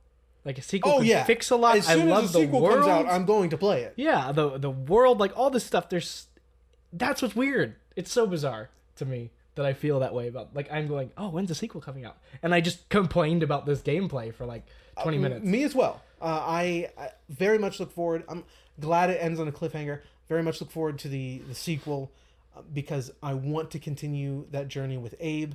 If he's still alive. I haven't finished it yet, but we're about to talk about that. It's weird. The world that has been built is just really something you can't find anywhere else. So, spoilers here. Yes. This is where we're going to start talking about why I think this game is so engaging. And it's going to just be really brief. But the heart of the original game, the original Oddworld Abe's Odyssey, is a downtrodden worker. He doesn't even realize he's downtrodden. Oppressed by... He's got a slave's mindset. Yeah, he doesn't even realize, and then he realizes, oh, they are going to kill us to make us into food. These guys are evil. I'm going to run away.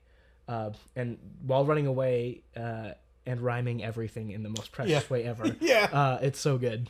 He starts to uncover his culture and his tradition and who he is and what his species is and what matters to them, their religion, their all this stuff. And all this has been buried by people stronger than him, by those in power, because they know that's their strength, because they know that's what makes them strong enough to revolt and combat them. This is the heart of who they are, and that's really what makes them strong. And that's the heart of Oddworld. Overcoming those stronger than you just by the nature of discovering your identity, who you are, your culture, your background, your history, and Soulstorm just doubles down on that. What gives Abe strength in this one is literally learning the history of his race in the Sanctum. Yeah. Right? He learns the history of his race, and that's what gives him strength in this game. Which I didn't mention in the previous section, but that's the biggest callback. One of my favorite moments in all of video games, if you have played Abe's Odyssey, you probably know it fondly. And that is the stockyard, I think the level's called or referred to as. But when you finally get out of Rupture Farm's facility, there is then the yard where they keep all of the scrabs, and it's well guarded. You've got lasers that are stalking you now that track your movement, and then that starts to bleed into this wooded area on a cliff. And then finally you fall down into a place that, the city of the Mudokons. That whole section, the stockyard. It's silhouetted against a blue night sky. It's incredible. I've never forgotten it. I played it probably, well, soon after it came out. What was it, 99? It's probably right around release I played it. And since I was a kid, that's been burned into my head. I absolutely love that section. And they do it here. To a different effect because of the 3D or the, versus the 2D pre-rendered backgrounds. To a different effect, but the puzzle design, the enemy interaction, the presentation, it's all a huge callback to the original game, and I appreciate it. It's not the best level, the train is, but I appreciate it a lot. And you get the Shrine Skull after this moment for the first time, too, after he has this rediscovery, just like in the original game, when he comes to the realization of who he is and who the Mudokons are. You get the Shrine Skull, which just rends enemies to shreds on the whole screen. Yeah, I forgot about the Shrine Skull completely. Again, in the previous discussion, this is a point that I thought was really odd. They don't explain it at all. Yeah, you have to know about the Shrine Skull, or even like why he turns into that creature, which you only see for a brief second. You don't really know what it is, but it's explained to you in the other game, and it's just suddenly portals have numbers on them. Like, for any new player, it's really jarring. That would I'm sure, be very bizarre. But for someone who's played the original, I'm like, oh, here we go. Yeah, they about to eat it. And dude, some of the Soulstorm Brewery levels, the second to last level in particular, it gives it to you like 4 or 5 times. Nice. And there's these big platforms with multiple sligs everywhere, and you just like, oh, it's time. Do you have to go up to like a middle area? Or can you just do it from the bottom and it? No, you want to get close enough. Okay. Yeah, so you have to plan a little. Oh, it bit. does say on the prompt. There's like it as close as you dare. and there's like a little strand of lightning that shows you who it will hit. It's nice. Oh yeah, it's nice. But yeah, you get that after this moment, and honestly, like Abe learns all the history. He's like being jolted by information basically coming into him. It's charging up the whole sanctum, which is the walls are covered with these other Mudokons, like basically preserved in honey, like meditating and containing all the information of the Mudokon history. Yeah. And he's learning all of it, and he just falls to the ground and is just weeping. Like it hit me. I was like, oof. But I wonder what he's saying. Why would they do that? How could they do that? Does he mean oppressors? Or has he learned something about Mudokons? Exactly. They don't explain it. They don't explain it. Ooh. Yeah, Okay. They don't explain it, which is so good. And he's just broken. It's really good. And like it got me. It's this emotional heart that runs under Oddworld that makes this game feel more like an Oddworld game than Munches or Strangers or whatever. Yeah. And I think what makes me want to see more. I definitely want to see more. Again, like you said, we've complained about pretty much every aspect about the gameplay here, yet I'll play a sequel tomorrow. I still love Oddworld, thankfully. Soulstorm was a bit of a miss, but we also didn't mention a huge change. How do we miss this? Chanting! The fact that you have this orb that moves around now and can jump from one enemy to another. You can use it to stun enemies. Yeah, if you still have some charge left basically for your orb and you get out of an enemy, you can just keep going and like chain it to another guy or whatever. It's great. Whereas before you had to be close enough, whatever object you were close enough to control with your chant, you would control that thing. You didn't get to move it around. That's a big change. And you can use it to scope out a level as well. Yeah, it's a good change. And the charge of it increases with the number of Mudokons who will chant with you. That's a very good change.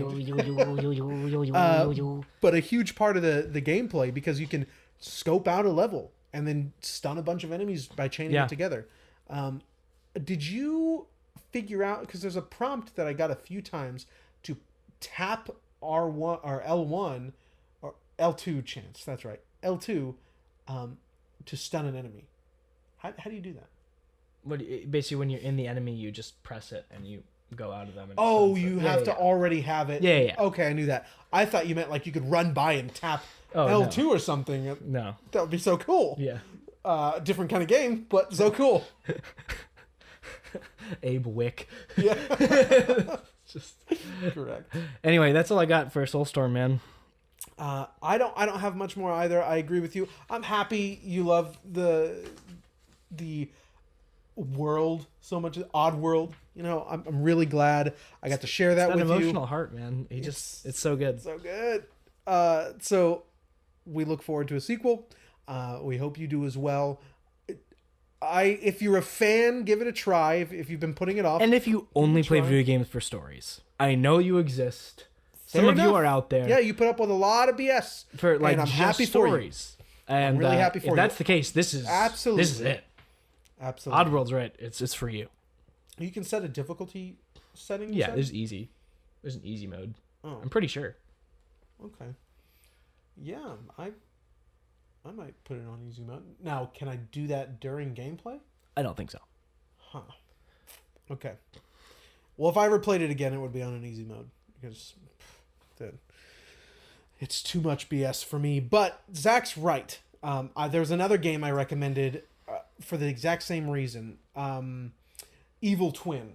The exact same reason. If you put up with BS gameplay because you want to be in a space, you want to just be absorbed and immersed, this is one for you then. I'll fully agree there. But also go back and try to play those original games because they're incredible. They're beautiful. Now, Abe's Exodus is really no longer canon. So Abe's Odyssey was the first game. Exodus was the second game that was sort of a publisher-mandated sequel. This is the sequel that he's always imagined. You know, the PlayStation obviously could never have made this happen, but this is where he wanted to take the story. I mentioned earlier, Exodus was made in less than a year, and it was a publisher-mandated sequel, so it's not really canon. You got Odyssey, and then New and Tasty, which is a very faithful remake. I recommend playing Odyssey over New and Tasty, though. And then this is the official sequel. Go play Odyssey. Absolutely go play Odyssey if you're interested in the story, and then jump into this. But I got nothing else, man. All done. All right. This one's been a pretty lengthy one. If you have stuck around, first I want to thank you. I'll let you know that our Discord is open, our Discord server. Find the link in the description or on our social media pages. And come join the discussion. Come share games. Come not look at that face. If you're listening, rejoice. So just come say hi. Come join that budding community of people who just want to share games with like-minded folks. We hope for it to be an uplifting, encouraging, and just kind community overall. So if that's not you, bye. But if it is you, we'd love to have you. We'd love for you to come share your favorite gaming memories. 20 years with these two series. 30 years for Metroid, right? Yeah. Come talk about the past 30 years. We'd love to hear it. And also consider a like, subscribe, and if you're listening, a review on your platform of choice. And we will see you next time.